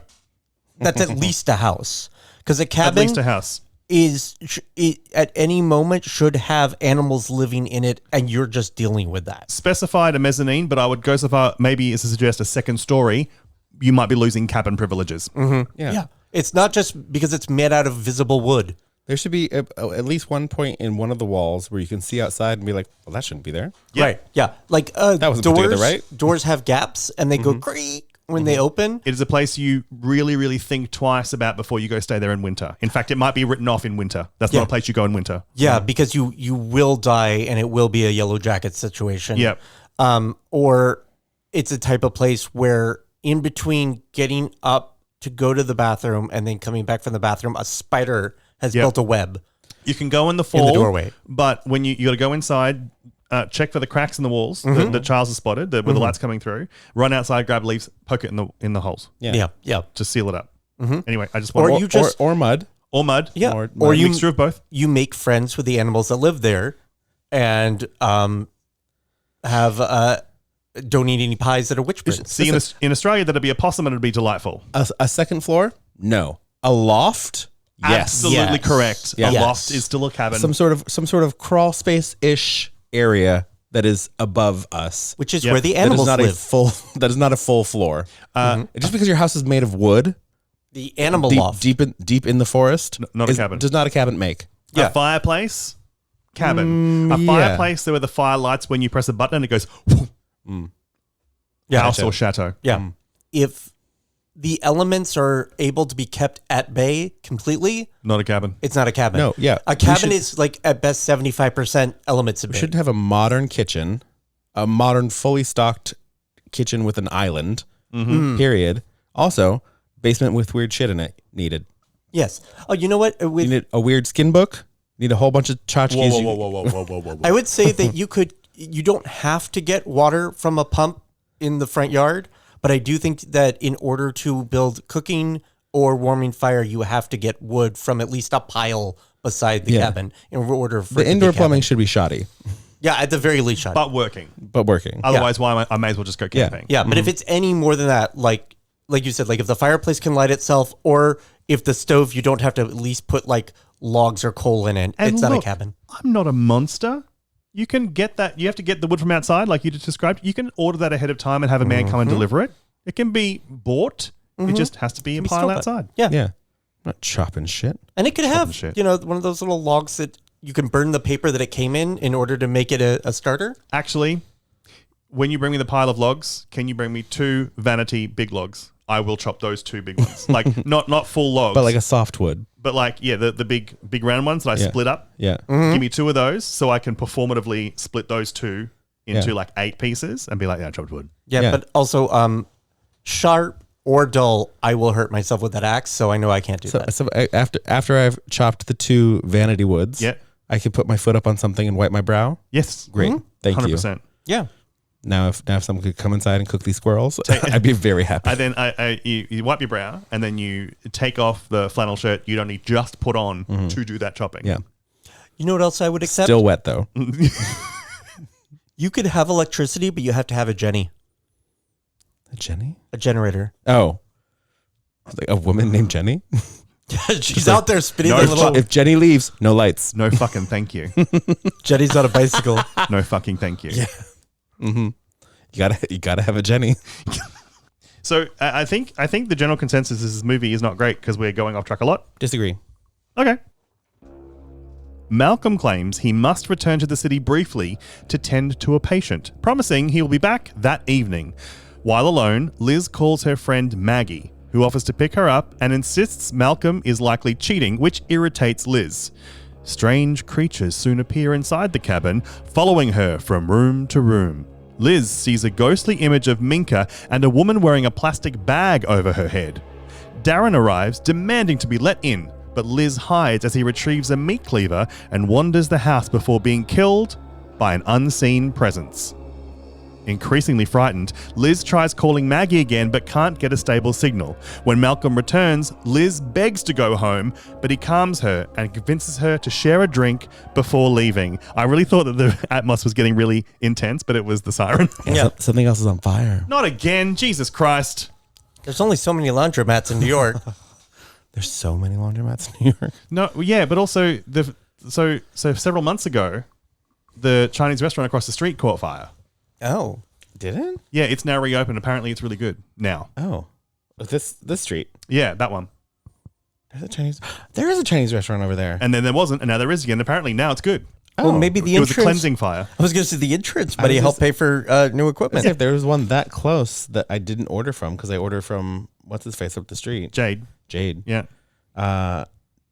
That they must have been bad. But if they're great, who says they're great? Holly? Be wary. Okay. Well, then I'm going to do a test order when you're all here. So She also that taco truck across the street. Yep. She said is better than the one in the village, and she's a fucking Get fucked. liar. Get She's fucked. Die in That a is fire. bullshit. That is horse. Die that in a is- fire in a Chinese restaurant. That's the worst thing I've Or a ever heard. laundromat. Holy shit. That taco truck in the West Village, is the best burrito I've ever eaten in my entire life. This one is a tortilla full of rice and the mention of meat. No. It's dry as fuck and has no taste. Oh my God. Just a crime in Washington Heights. The one I bought last night from the burrito truck down there, our burrito truck, somehow I worked last night. I did the doors. For what? Saline. Oh. Who hasn't paid me yet, bitch? Somehow the cheese had distributed itself into a big clump, or part of the cheese into a big clump. And so, no. I don't know how to explain it. As I was walking down the street eating it, one mouthful was just hot melted cheese, and it was just the best. I got one. It was just the fucking best. I got one the other night from there, and there was a weird, big sticky rice ball on the bottom of it, and I was like, "This is fantastic." Yeah. Whatever all this rice clump here, more rice clumps. I don't mind that when they group up like that. No, me either. And yet you draw the line at a cake full of fingers? Yeah. Yeah. Interesting. Why are the fingers in the cake when the fingers could be me? Oh. I guess I would be putting them in me if I ate the whole cake. Mm-hmm. Yeah. It's one way to get fingers in your mouth. That's not where I want them. So just scooping up the cake and then shoving the fingers up your butt? No, I prefer fingers wrapped around my dick, but probably real stiff. Yeah, it would be. You You have to balance them on top like a xylophone. Mm-hmm. You're eating like the laces of football. The handful of cake, pulling the finger out, being like, oh. Yeah, that's exactly right. Doing that again. Don't get those hands mixed up. Like the kid, like trying to like get rid of carrots they don't want to eat. Don't pull a finger out of your butt and then lick it off. Yeah. We never go mouth chocolate. Go home and wash your mouth out, you dirty bitch. I'm gonna wear the green off this button between this the two one of you. episode. I don't think because we keep talking about other stuff that we don't like this movie. You can say that, and you can kind of say that, I guess. I just think that we haven't gotten to the real juicy, chunky bits yet. Yeah, and from the creative read just now, this part of the movie I think is my least favorite part. The middle? Yes. Okay. I like the end. Oh, I like the ghost story stuff. Maybe I'm wrong. I think it's too long in certain spots that it's like by the time we get to everything, it's just a rice ball at the bottom of a burrito. By the creative read was where I stopped losing. I started losing faith that this movie knew where it was going, like that I was in safe hands, and I was something like, oh, what's happening? Right. Because then I was like, all right, so there's a creature now. Okay, like when so Minka gets eaten up the tree. I was like, what? Which was an interesting idea. We're doing a really good job of hiding the creature, but why? Like, give me a Cloverfield, give me a Godzilla, where I see a little flash here and there. Yeah. And I don't think we see enough flashes. We see some shadows. The way she kind of flip snaps up it's like, you know, those old school wine openers with the arms and the screw. Yeah. And then you do this. But if you were just playing with it because you're a kid and you don't know how wine bottles work, and you held it and you grabbed the corkscrew and pulled it, the arms went up, like that. There's a little dance. That's what she does up the tree. I don't think that we if we're gonna get misdirects, I don't think we get them for long enough. Because again, before little ghost heart, all right, ghost story, hooray! Yeah. Oh no, never mind. Weird murdery cousins who are luring women up to these cabins. Okay, Nope. not what I thought we were gonna do. Okay. All right, like that's where are we going with that? What are we trying to say with this? Oh no, not that. He's dead. No, he's dead. And we don't see. First of all, we don't get to see that. Rude. I want to see the worst character in the movie die. God damn it! Just find his watch in a drain later. Yeah. Why is it down there? Because he was not killed down there. No, but also garbage disposal, not a cabin. Not a cabin. Not a cabin. No. Another reason why it's not a cabin. God damn it! You're right. Stop garbage disposaling me. We got it in The Conjuring. We got it in this. It is over. I hate garbage disposal shit in horror movies. Because I get it. They're gonna cut someone's hand off. Well, or more likely, they're going to make you think they're going to do it, but they're going to turn it off at the last second. Yeah. Or you're gonna see someone flip the switch and it's gonna be the wrong switch or something. It's almost never hand mutilation. I agree. And also, if you are going to do hand mutilation, well, those special effects, it's only going to be bad CGI or rubber, so don't bother. Everyone knows not to put their hand in the garbage disposal. The garble disposal. In the same way that we know not to drive behind a log truck. I had a garbage disposal in precisely one of the 70 homes I've ever lived in. Same. Never had one. And never seen one. I've only had one. I've never even seen one in real life. I used tongs once. Tongs? Tongs.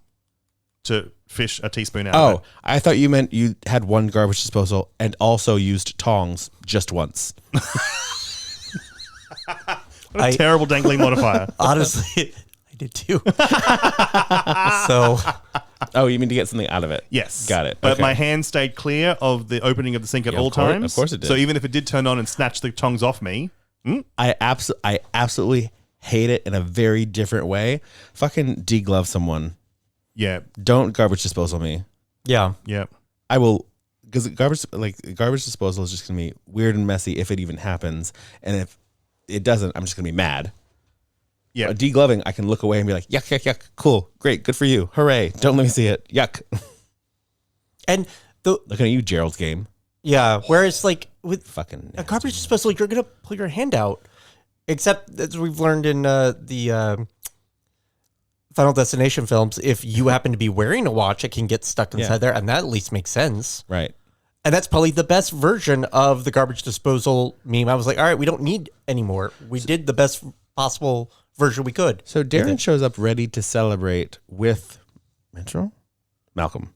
Malcolm. Yeah. Darren shows up ready to celebrate with Malcolm that they have Done it. unalived these women. Yep. Yeah, and they were 'Cause supposed to apparently... Minka gone, hooray for Darren. He's very happy. Yep. He has no idea That Liz is still alive. That Liz is still alive. Yep. And then is like, oh, I guess I have to kill her? Mm-hmm.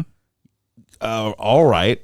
And then I think at this point the creatures, which I don't know how far depth we're going, have been like, mother? Mum. And they're like, no, we're gonna keep this bitch alive. Well, and that's the thing is he just kind of like, well, he doesn't know how the system works because doesn't. He's like, I've never had to do it myself. So I guess I do now. Also, he's a giant piece of shit. So Yeah.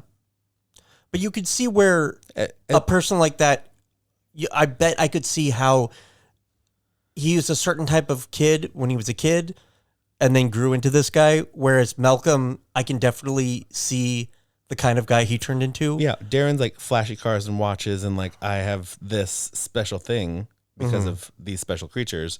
And Malcolm is more like, I can control women essentially with this magic power. What? Yeah. Yeah. Yeah. I'm agreeing. Okay. Yeah, he's like one of them turned into a douchebag who's like flashy new money, and one of them turned into a sociopath. Yeah. Well, and they're both women abusing douchebags. By the end, we realize one of them is at least honest, and in a weird way, because he's honest, less harmful comparatively. I will say to that end, Rossif Sutherland, who plays Malcolm, does a great job of that. He is. That walking that fine line between, are you an insipid man or are you a sociopath? Oh, Yeah. you're both. Oh, both. And not even a feminist. And also at one point in the movie, I was like, do the cousins kiss? Are they kissy cousins? They look like they should kiss. Do they? They look like they might. Again, you just watch Heated Rivalry. No, they're not. They're not cousins, are they? No. Okay, I want the cousins to kiss. Why do you want the cousins to kiss? Because you have your first cousins. And then and then you have your kissing second cousins. Yeah, you have your cousins, and then you have your first cousins. And you have your second cousin. No. I think it's. Is it too early to talk about how what they showed us in the trailer has absolutely nothing to do with this movie? No, not at all. Let's talk about it. And then we should think about moving on to the cheatery. Okay. Once things ramp up, then you're like, all right, we don't know what's going on, but we know it's not good. Right. We figured out whose loyalties where. And we're pretty sure that Malcolm's a piece of shit, but we're not quite there yet. And then we find out that she's the other woman. Yep. When he's gone, she's like, "Oh, you are married. You do have a wife, or whatever," which I guess is has been her fear this whole time. I think. Right. Oh, I don't think that's true though. No. No, I think that's just her suspicious. Oh. I think he left waiting for the house to kill her. Okay. That's why he fucked off. Yeah. I don't think he ever. And then her friend says, yeah, he's probably married, dude. Yeah, but then she finds that photo of him with a wife and two boys. Mm-hmm. But it's also, she's kind of like, what the fuck? Because it's like definitely a photo from like the 50s. That's right. It's an old photo.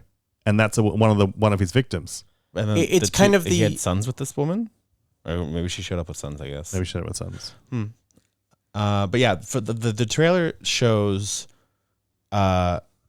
Liz isolated. Can I trust this man? I'm in a cabin. I came up to a cabin with him. A bunch of imagery and oh my God, what's going to happen? And then the second half of it cuts to him having a very similar monologue.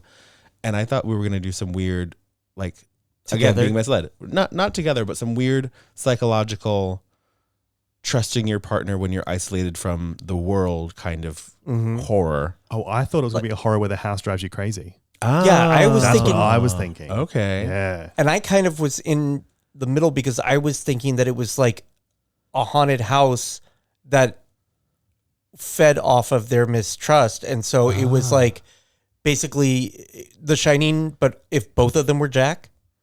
I want to see all three of these movies. I thought the house making you crazy, and yet that both of those totally make sense with that. But I really thought that they were just both going to be so distrustful. Like, we're going up to a cabin, yay, we love each other. Wait a second. Oh, I love that. I Like want circumstances happen. This dude could kill me. Wait a second. This chick could kill me, and then they go nuts. Oh, I want to see that movie. Because that would have been really great psychological torment where neither of them are actually the bad guy. But Right. because you can never really know your partner. And, you know, she could have her friend in her ear saying reasonable things, and he could have his cousin in his ear saying reasonable things. But then they turn into, because they're isolated, a self-destructive. Okay. Yeah. Okay. These are all better ideas than what we ended up with. Yeah, right? Like, I'm not the killer. You're the killer. No, I'm not the killer. You're the killer. You Only the brought me killer out would here say to kill that. me. Yeah. No. You brought me out here to kill me. No. No. Yeah, something a killer would say. Love it. That sounds great. Yeah. Let's do that movie. Yeah. And then, surprise, serial killer kills them both. Yeah. It becomes a home invasion movie at the very end. And surprise, there's monsters in the basement. Yeah. Stuff starts getting moved or missing or blah, blah, blah. And you find out at the end, there's a third person here. Son of a bitch. Driving them both crazy. I would have loved that. A wall person? Sure. So, okay, well, now also, so you thought that there was a reveal that he actually is married and she's the other woman, which now I'm thinking about. Well, I mean, there was that photo, but it is old. Do you think he was married before and that's one of his victims, or do you think he was presently married to someone else? Oh, I thought because we see that woman in the flashbacks, that we only see flashbacks of the women he's basically sacrificed. Should we go into the third part so we can at least talk about what's happening? Yeah. You ready? Suspicious, Liz locks herself in the bathroom and finds an old photo of Malcolm with what appears to be a wife and daughters. Oh, I thought they were sons. I totally thought they were sons. Children. Let's say children. Wife and children. Deal. Malcolm breaks in and Liz accuses him of infidelity before demanding he take her home. Malcolm then reveals that 200 years earlier, he and Darren shot a pregnant trespasser, the woman from Liz's visions, and locked her in a pig pen where she gave birth to the creatures. After killing her, they spent 2 centuries luring women to feed the brood in exchange for extended life. He also admits the cake was drugged to incapacitate Liz. Malcolm locks her in the basement where the spirits surround her but embrace her due to her resemblance to their mother, whose head is preserved in honey. Malcolm rapidly ages and is attacked by a creature. By morning, he's hanging upside down from a tree. Liz, now with the creature's black eyes, forces him to eat the drugged cake, accuses him of lying about loving her, and drowns him in a jar of honey before walking away. And so a lot of the Letterboxd reviews described this movie and this ending as an entry into what they call the good for her genre of horror movies. Yeah. And I see that to an extent, but it left me feeling a bit cold and sad because I don't think Liz is there anymore. That's now, that lady from 200 years ago is now inhabiting Liz's body. So Liz actually didn't make it. Okay. In my opinion, maybe they fused and now are one. Yeah. But the black eyes now says to me, oh, Liz is not home. I understood it to be she's like a descendant or an ancestor, but as we know, Wood Witch, Forest Witch lady, Yep. births creatures, not women Yes. or children. Yes. Creatures. But circusy creatures. There's a part of the lore missing in this where I'm like, okay, how did we get from witch murder, trespasser, witch murder, to extended life? Yeah. How do we jump from here to here? Yeah, because you kind of hand waved that bit with him just giving a bit of a monologue about it. Yeah. Mm-hmm. And then they know what their mother looks like because her head's in a thing of honey, I guess. Mm-hmm. But how did you figure out that weird, beautifully designed creatures? Beautiful. They are stunning, especially that one that we get real close to with all the eyes and mouths. Oh, yeah. Yeah, Loved that. I the love one that's that vase. Yeah. The Jonathan Adler vase. Yeah. I loved the two, and I wondered, I thought there might be more. I thought it was a theme. I love the two that made up between them like a candle, because one of them was like melty wax and one of them was smoke. Oh, the one, the cum monster one. Yeah. The one who was just like, want a snowball? But then also, so we don't make the connection between murdering witch and creatures giving you 200 years of extra life. But then we also don't explain how witch is pregnant with weird creature things. None whatsoever. I mean, I kind of have, like I said, I've got a theory that I think is it's some kind of like witch made a deal with the devil, had the devil's children, or is a fae type creature. Ooh. And then the kids that were on the land, it's not really their land. It's the witch fae devil's land that settlers came and said, no, we own this now. Yeah. So they basically got in the way of some kind of ritual of giving birth to creatures that then would have scattered off to whatever parts of the forest they hide in, or are natural part of, like, just the weird stuff that ends up in an X-file. Where are all these fays and devils and demons that you can have sex with and then gain all sorts of powers anymore? Yeah. I don't spend enough time in the woods, do I? We pay Paradise to put up a parking lot. God damn it. I've sucked a lot of dicks, but never once in like a mushroom circle. That's why. That's the problem. See, there you go. Yeah. A bunch of, what is it called when they have a bunch of strings in a circle? Fairy trap. Fairy trap. Mm. That. Yeah. Or a honey trap. Yeah. Or and that's sorry, is it a fairy ring and the fairy trap is it's a devil's trap. It's the one you're talking about with the symbols. That's a devil's trap. The TikTok showing like a forest vista and there's no wind, but then one fern leaf is just flapping like crazy. They call that a fairy trap. Oh, okay. That's interesting. I've not heard that one. It's like it's a trap for you. Oh yeah. I had heard that it might be regional, but there's like the hide behinds where when you get that feeling that something's looking at you, don't look back, because if you do, it'll have already hidden behind something. Yeah. All that but you're not supposed to keep looking, because if you fall, or if you hear your name said, Appalachia. that's Appalachia specifically. But if you say your name in the woods, don't do that. Yeah. But if you do and you hear your name back, it's fine. Never whistle in the woods. Oh yeah, never whistle. Never whistle in the woods. But also, if you heard something in the woods, no, you didn't. Yeah, no, and that's part of it. In the woods, it's a scary place, so you mind your own damn business, because they want you to turn around and come back. This stuff creeps me out. Mm-hmm. I love it so much. I hate it so much. I did once live in a house in the woods. Yeah, no thanks. That every night I had to empty, because I was stupid and left it till nighttime rather than doing it when the sun was still up. I had to empty the cat litter tray, and like the backyard of the house just faced mountain.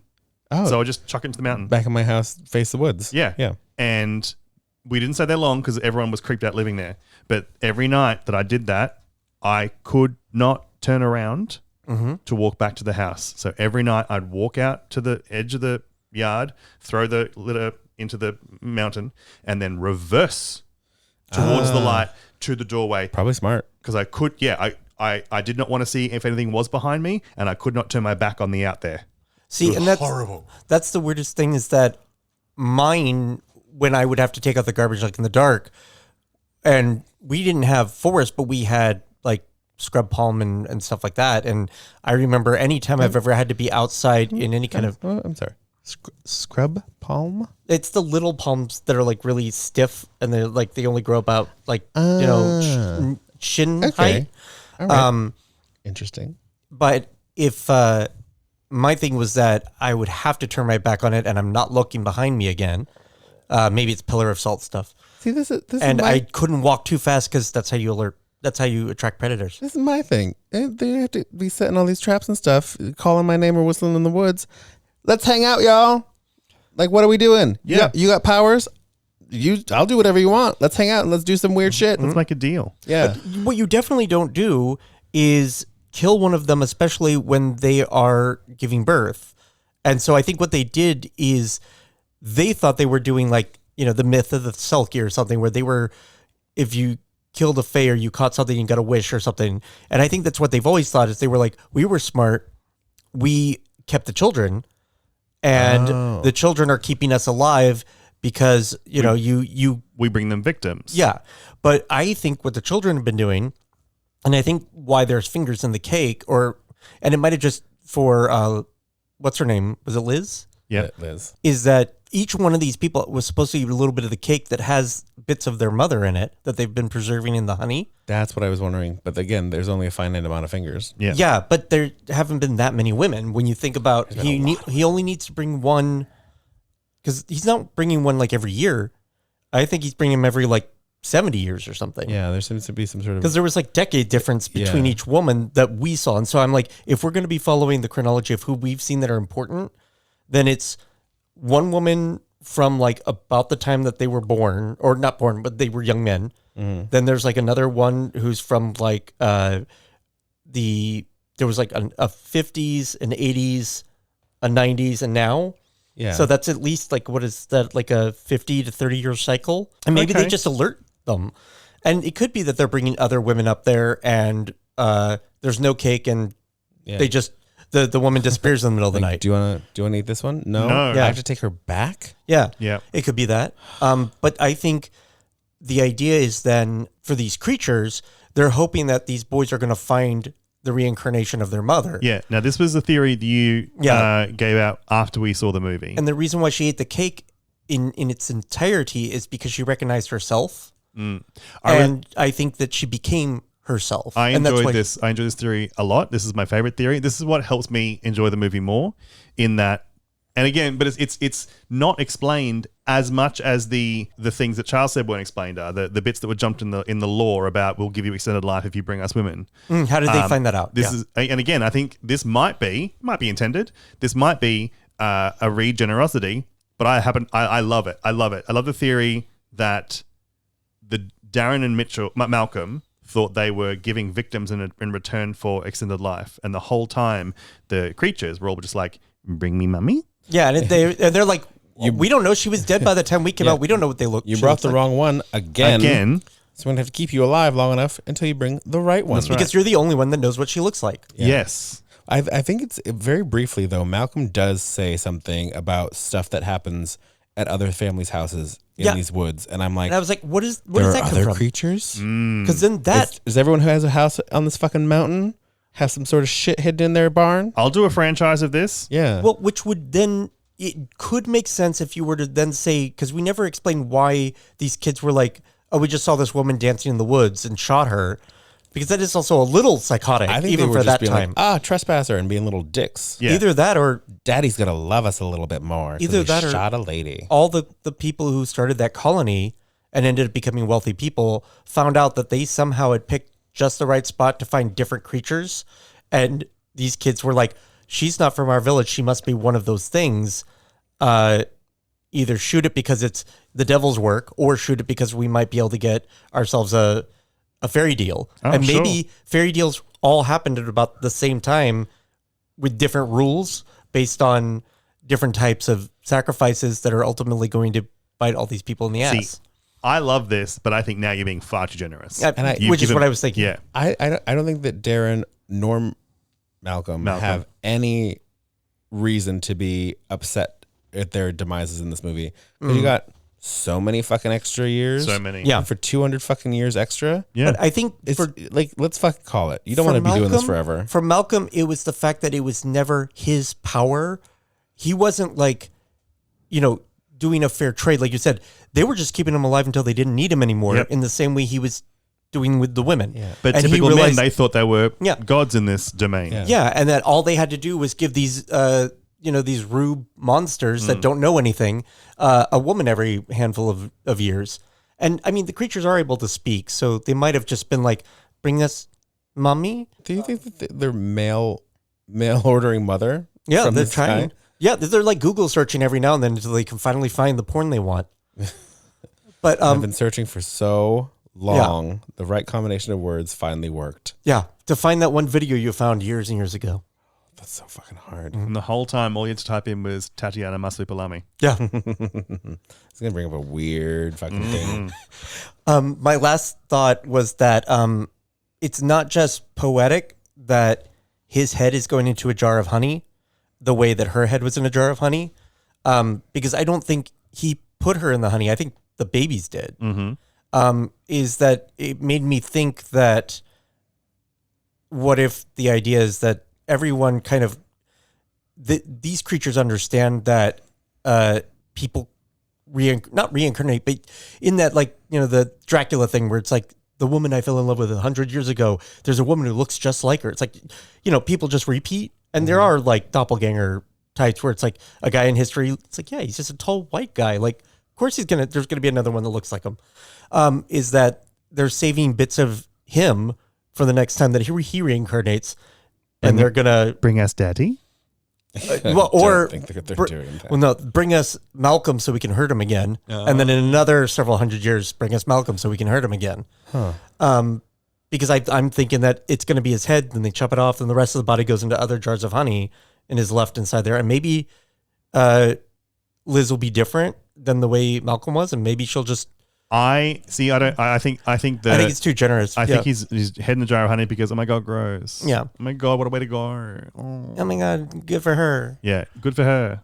But I just don't see him caring about a dead woman enough to save her body in a jar. No, he didn't do that.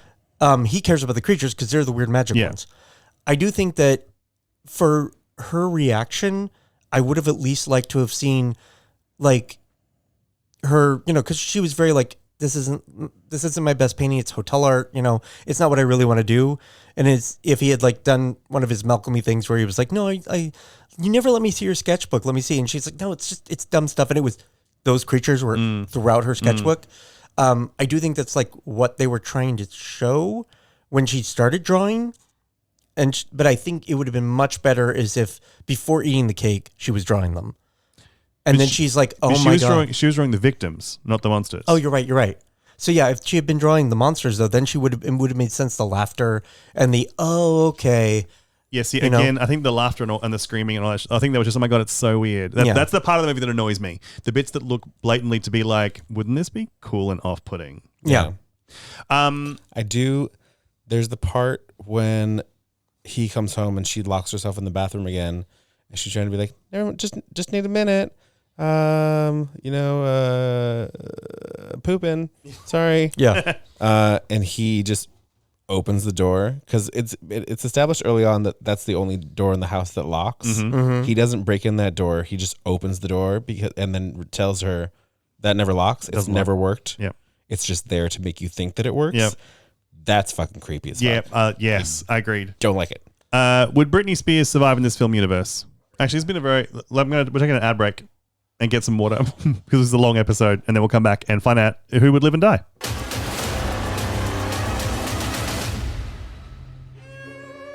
I want to play a theremin.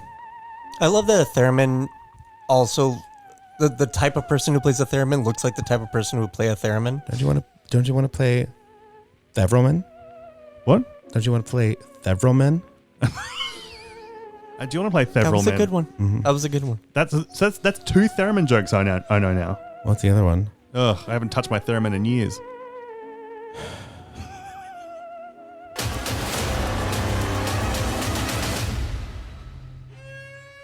Okay, would Britney Spears survive in this film universe? Yes. Because she's already worshipped his mother. Yeah, that checks out. Mm-hmm. Yeah, that does make sense. Mm-hmm. Would Leslie Ann Warren survive this movie? Yes. Because if you've seen her in person like I have, you would see that she looks so beautifully preserved, like she's been in a jar of honey this whole time. Mm-hmm. Technically, that person's dead. See, if my theory holds up, though, she's the same person. She's just awoken to herself. All the honey people are dead. Anyway, sure. Yep. I believe it. Mm-hmm. Would Kylie Minogue survive in this universe? Well, now that depends. Are the creatures alive or dead? Alive. Then yes. Oh, backup dancers? No. Costumes. Costumes. We've all seen how much Kylie loves a multiple Kylie situation in a music video. Mm-hmm. She would be the multiple face vase lady. Oh yeah. And yeah, I think they're definitely alive because they were born. Yeah, okay. Then she's alive. She survives, but she's one of those creatures with all the faces. Oh, okay. Just she's doing the Confide in Me music video just with one, just walking in a circle, repeating herself. That's it. Come into my world. Yep. But with creatures. She'd be one of the creatures, but it's just her hair with a brim of a hat and no top of a hat. Yeah, that's it. I just can't get my head out of this, honey.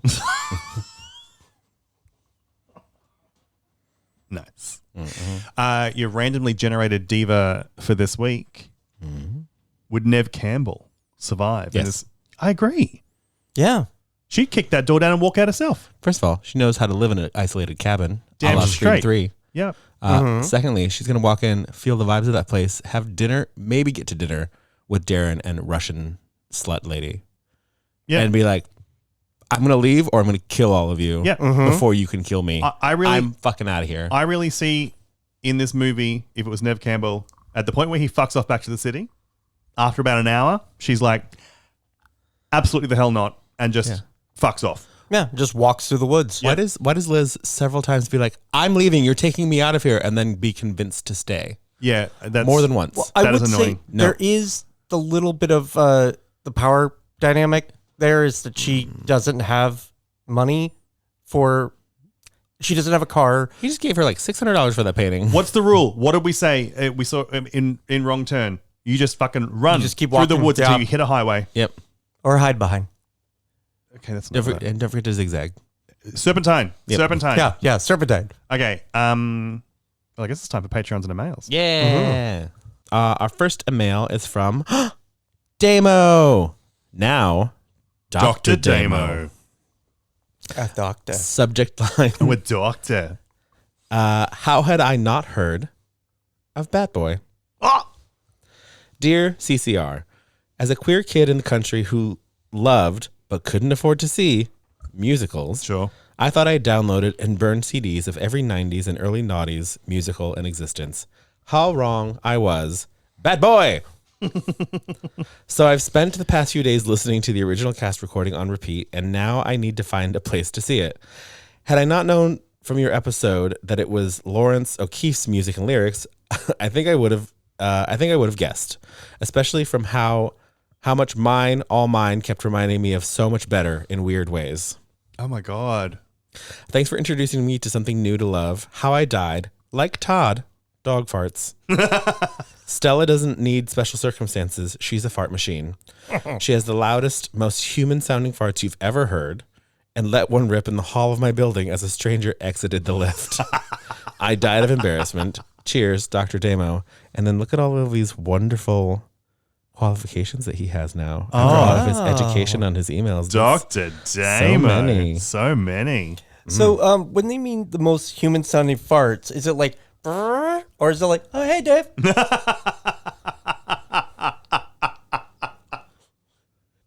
Our next email is from Keely. Dr. Damo. No. Subject line, movie etiquette question. Ooh. Went to the movies last night. Saw CISO, which was great. It was like a Tarantino and a Rob Zombie movie had a baby. Yeah, right. It looks like that. Yep. I don't know what movie that is. The revenge looking one, the weird military fighty one, the old guys with the guy from Don't Breathe. Yeah. It's called CISO. Yeah. I did not know the name of that. I see that trailer like 8 times and was like, yeah, old men murder each other movie. Okay. But in the row in front of me were a group of 20-somethings that all had their feet in the seats in front of them. I only put up my feet when I am in the row behind the handicapped area with the railing. What are your thoughts on feet on seats in theaters? Keely. Murder. Is this a safe space? No. I think putting your feet on the seat in front of you is fucking disgusting unless no one can see me doing it. Now, are they putting it on the the top of the seat, or in the space between seats on the armrest? Oh yeah, because I've definitely sat in It's theaters like, are they that. like that or like that? If I'm in a club rocker, I usually try to put myself in front of that railing. Yes, always railing. Yeah, if possible. But if I'm not, and there's no one sitting in front of me, I'm I'm putting my feet on the back, not over on the other side, on the back of the chair. Yes, so I can just perch myself. I've done the back of the chair. I will admit I have done over the top of the chair in front, but with my legs straight enough, and this is my justification, that no part of my shoe or sock is touching the seat in front. It is just a little bit of the back of my calf. I've had someone put their foot in between two seats that I'm sitting in. Yep. And I'm just like, oh no.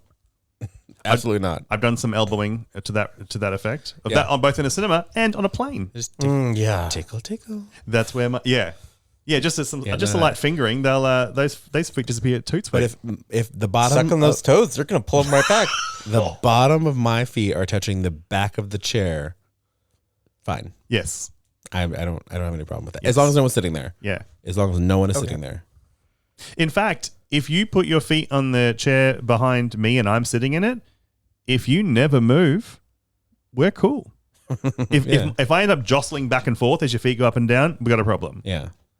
But I mean, for the better part of any movie, I'm sitting in a signature recliner. Absolutely. Mm-hmm. Because you're not an animal. Yeah.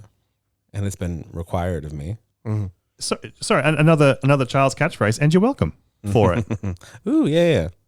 And you're welcome. Because of me and my fancy pantsedness, you all get to recline nearly all the time. And if it's a Kips Bay or 84th Street, full lying down.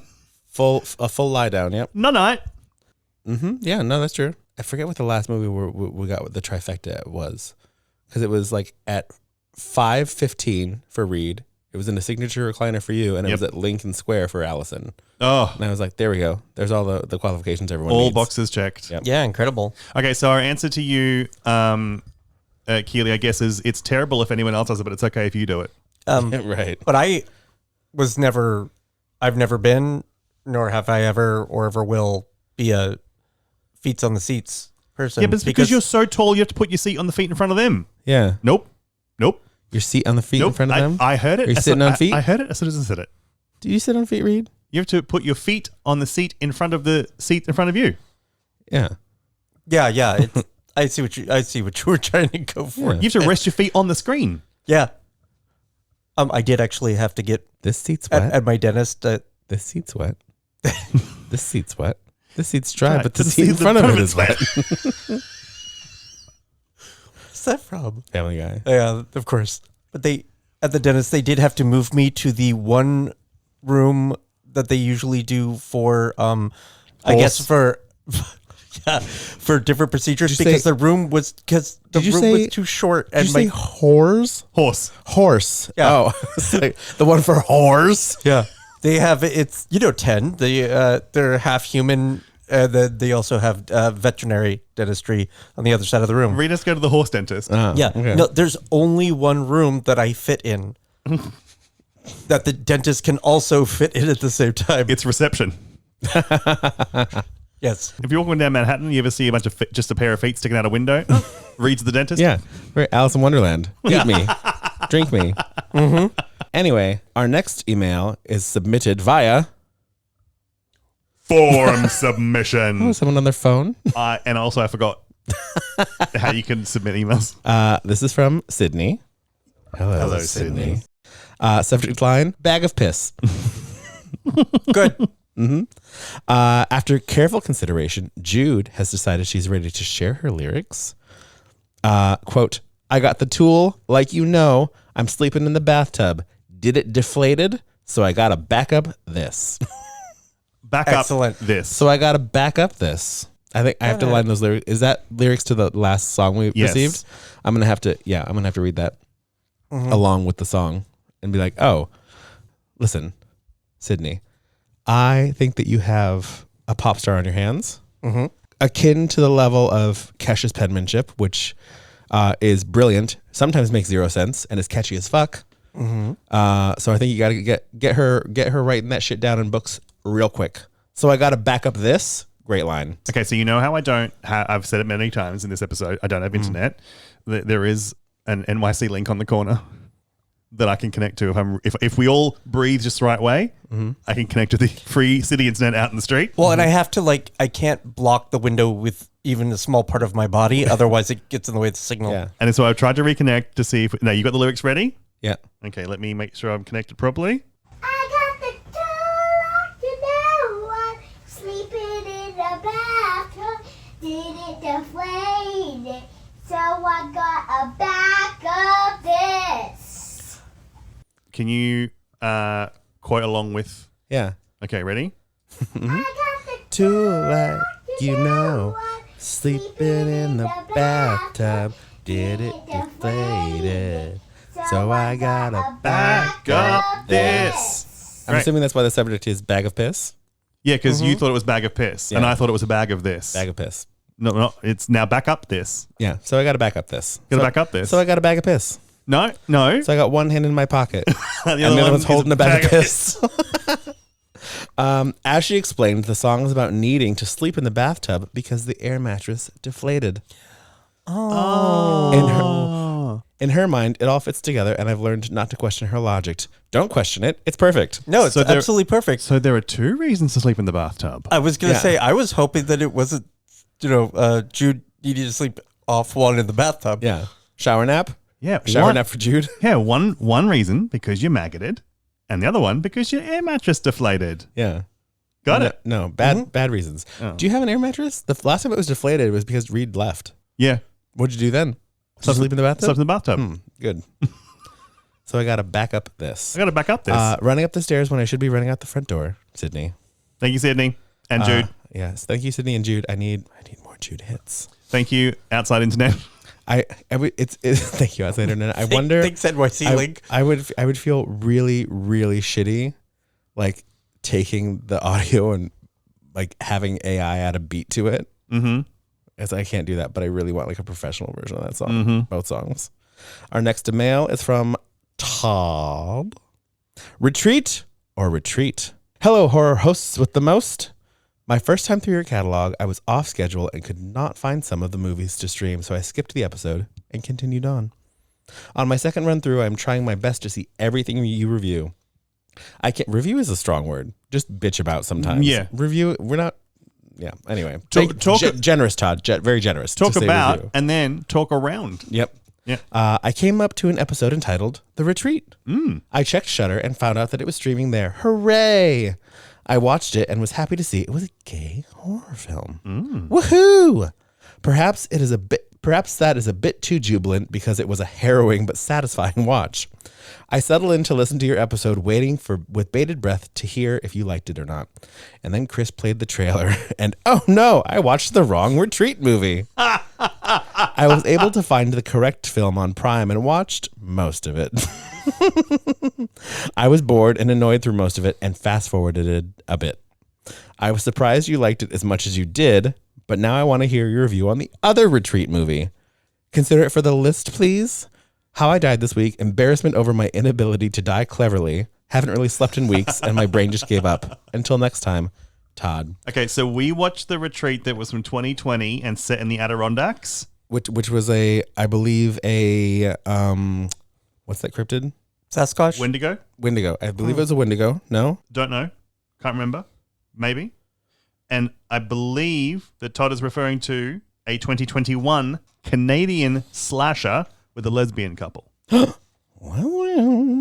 The Retreat is a 2021 Canadian slasher film. Stars as Renee and Valerie, a lesbian couple who book a weekend trip to a cabin in the woods only to be abducted and tortured by a mysterious figure who live streams gruesome killings of gay people on the internet for profit. Well, that sounds horrifying. I don't want any of that. I do. No, because the film was directly inspired by a desire to subvert the bury your gays and dead lesbian syndrome tropes common in horror fiction. Okay, hold on. yeah, but I don't want to see women.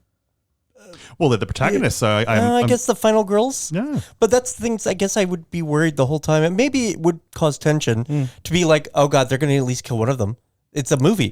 They can't let gay people live. That is the one Retreat available on Shudder. So yeah, okay, that's the lesbian one. Yeah, more lesbian horror, please. Sure. It's on the list. Also, Shudder. Thank you for labeling it now the lesbian one. Yeah. Mm-hmm. Yeah, I think more things should be labeled the lesbian one. The lesbian one. Yeah. Especially if it has lesbians in it. Well, one's lesbian confusing. Canada and one's heterosexual America. Sounds about right. Our next email and last, but then also in about 9 minutes ago, we got a new Patreon live on there. Great. This email is from Michael Raphael. No subject.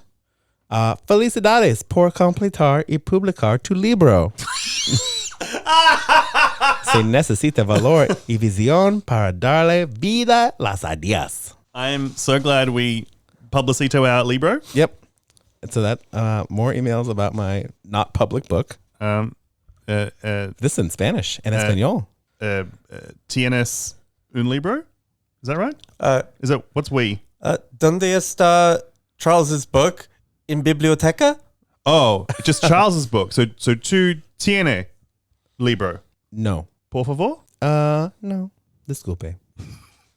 You're speaking Spanish. I'm going to speak back to you in Portuguese. That's what we know. No moleste. Sí, moleste. But live on episode, we got oh shit a Patreon.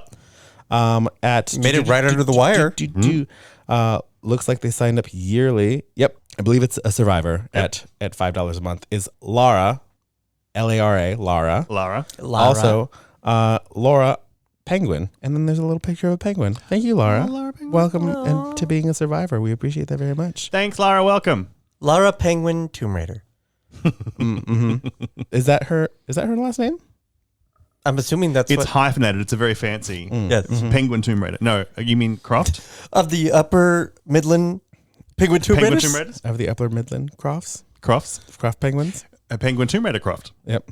Mm-hmm. All one word? Yep. No, hyphenated. What's that penguin video game everyone used to play? What?